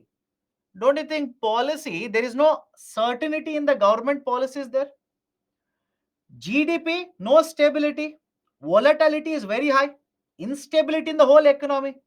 So don't you think whenever government policies are unstable, government policies will keep on changing, flip and flop like this, and there is no instability, there is no growth in the economy, investments will not be attracted. Right? Investments will not be attracted. Rather, investments will start going out of the country then. Will it have an influence or exchange rate? Think of it. Will it have influence over exchange rate? Of course, yes. So stability in the government, stability in the policy, stability in the economy, performance of the economy, they will either attract investments or the investments will start running away from such economies. All of them will have an impact on exchange rate. And the last point here is speculation. I have not covered current account deficit. We'll discuss it tomorrow. Do not worry. Last point here is speculation. What do you mean by speculation? Speculation simply means expected movement of exchange rate may lead to trading of currencies in the market. Expected movement. Expected movement. You are not sure what is going to happen, but you expect that this will happen. Let me ask you a very simple question. Very simple question. Imagine, as per the news, the war between Russia and Ukraine becomes more intense. The war between Russia and Ukraine becomes more intense. Now, please tell me, as a result of this, what do you think will happen to export of crude oil to the international market? Think of it. What do you think will happen to export of crude oil to the international market?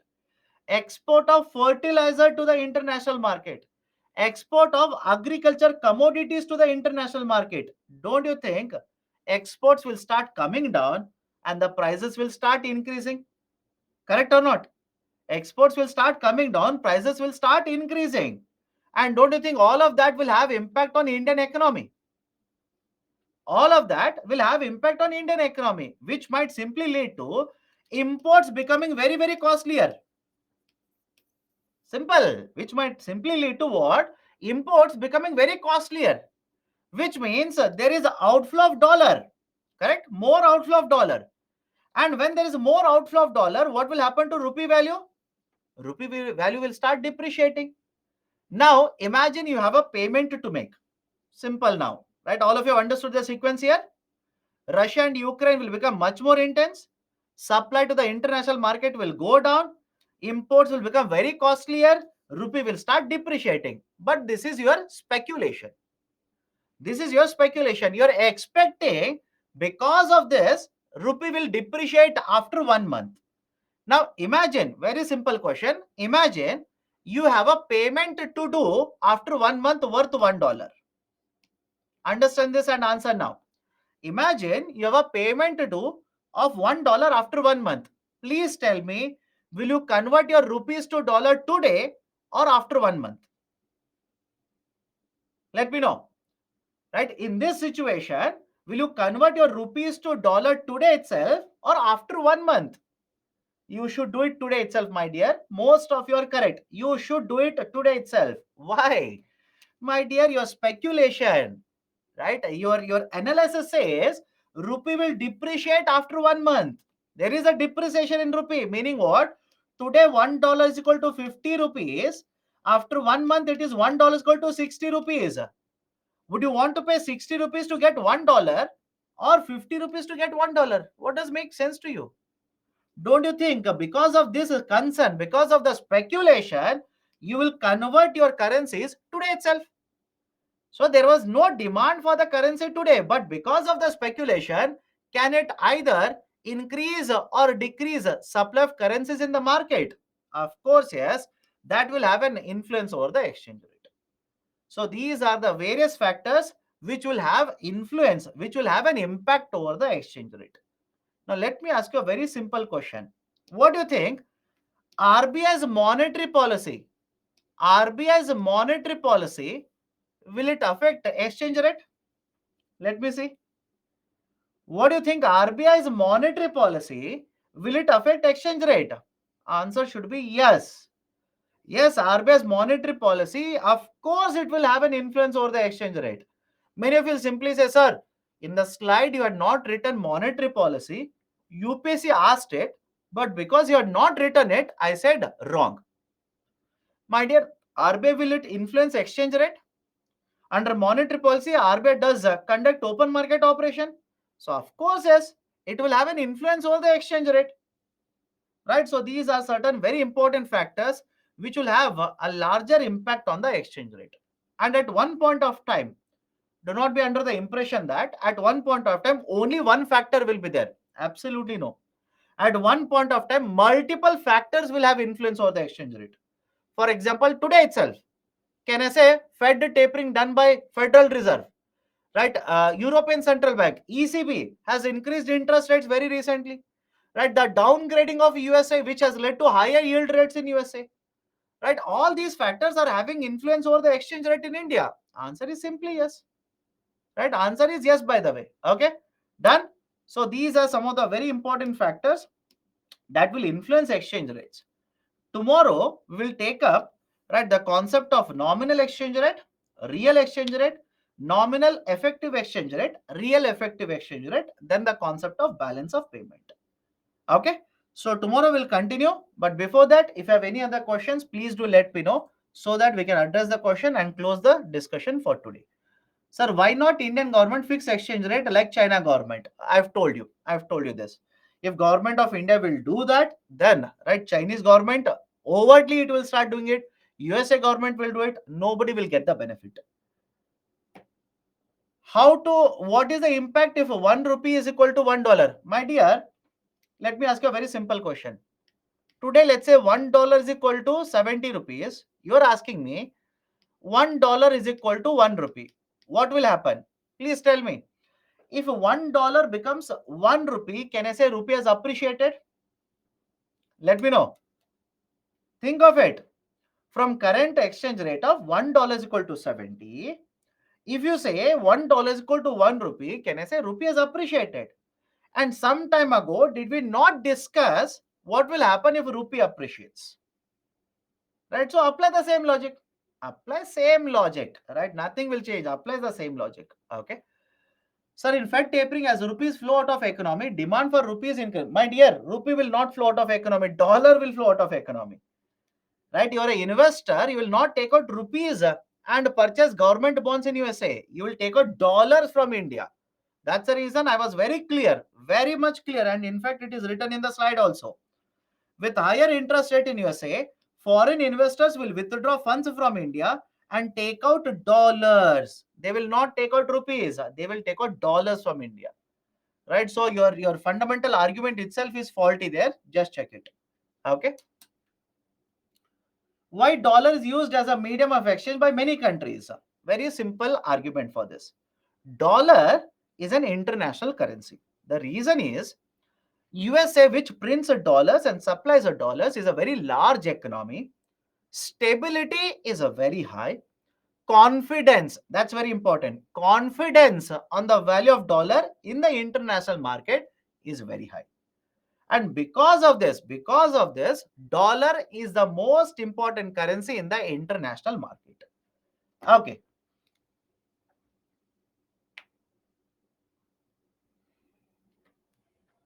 To control rupee supply, RBI will change repo for G.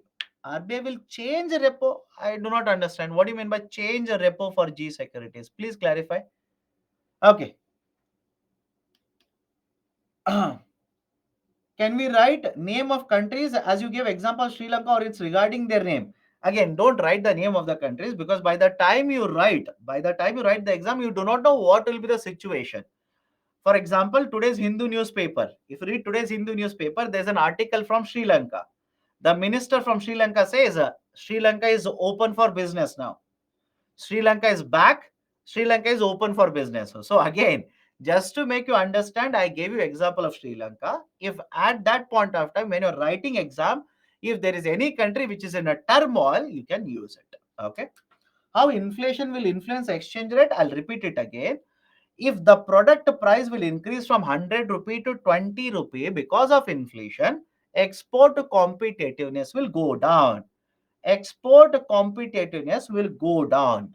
On the other side, if the product price is 120 and the import price is still 100 rupee and you have 600 rupee, don't you think the purchasing power of domestic currency for the import would be higher compared to domestically manufactured good? So that is the reason why import will start increasing. When Operation Twist would come into picture, Operation Twist is a very special use, a special tool. Operation Twist is not used every time. Operation Twist is used when inflation rate is very high, money supply is also very high, but RBI needs to reduce interest rates. If India converts rupees to dollars, what's the amount of loss seen in India per year? What do you mean by losses here?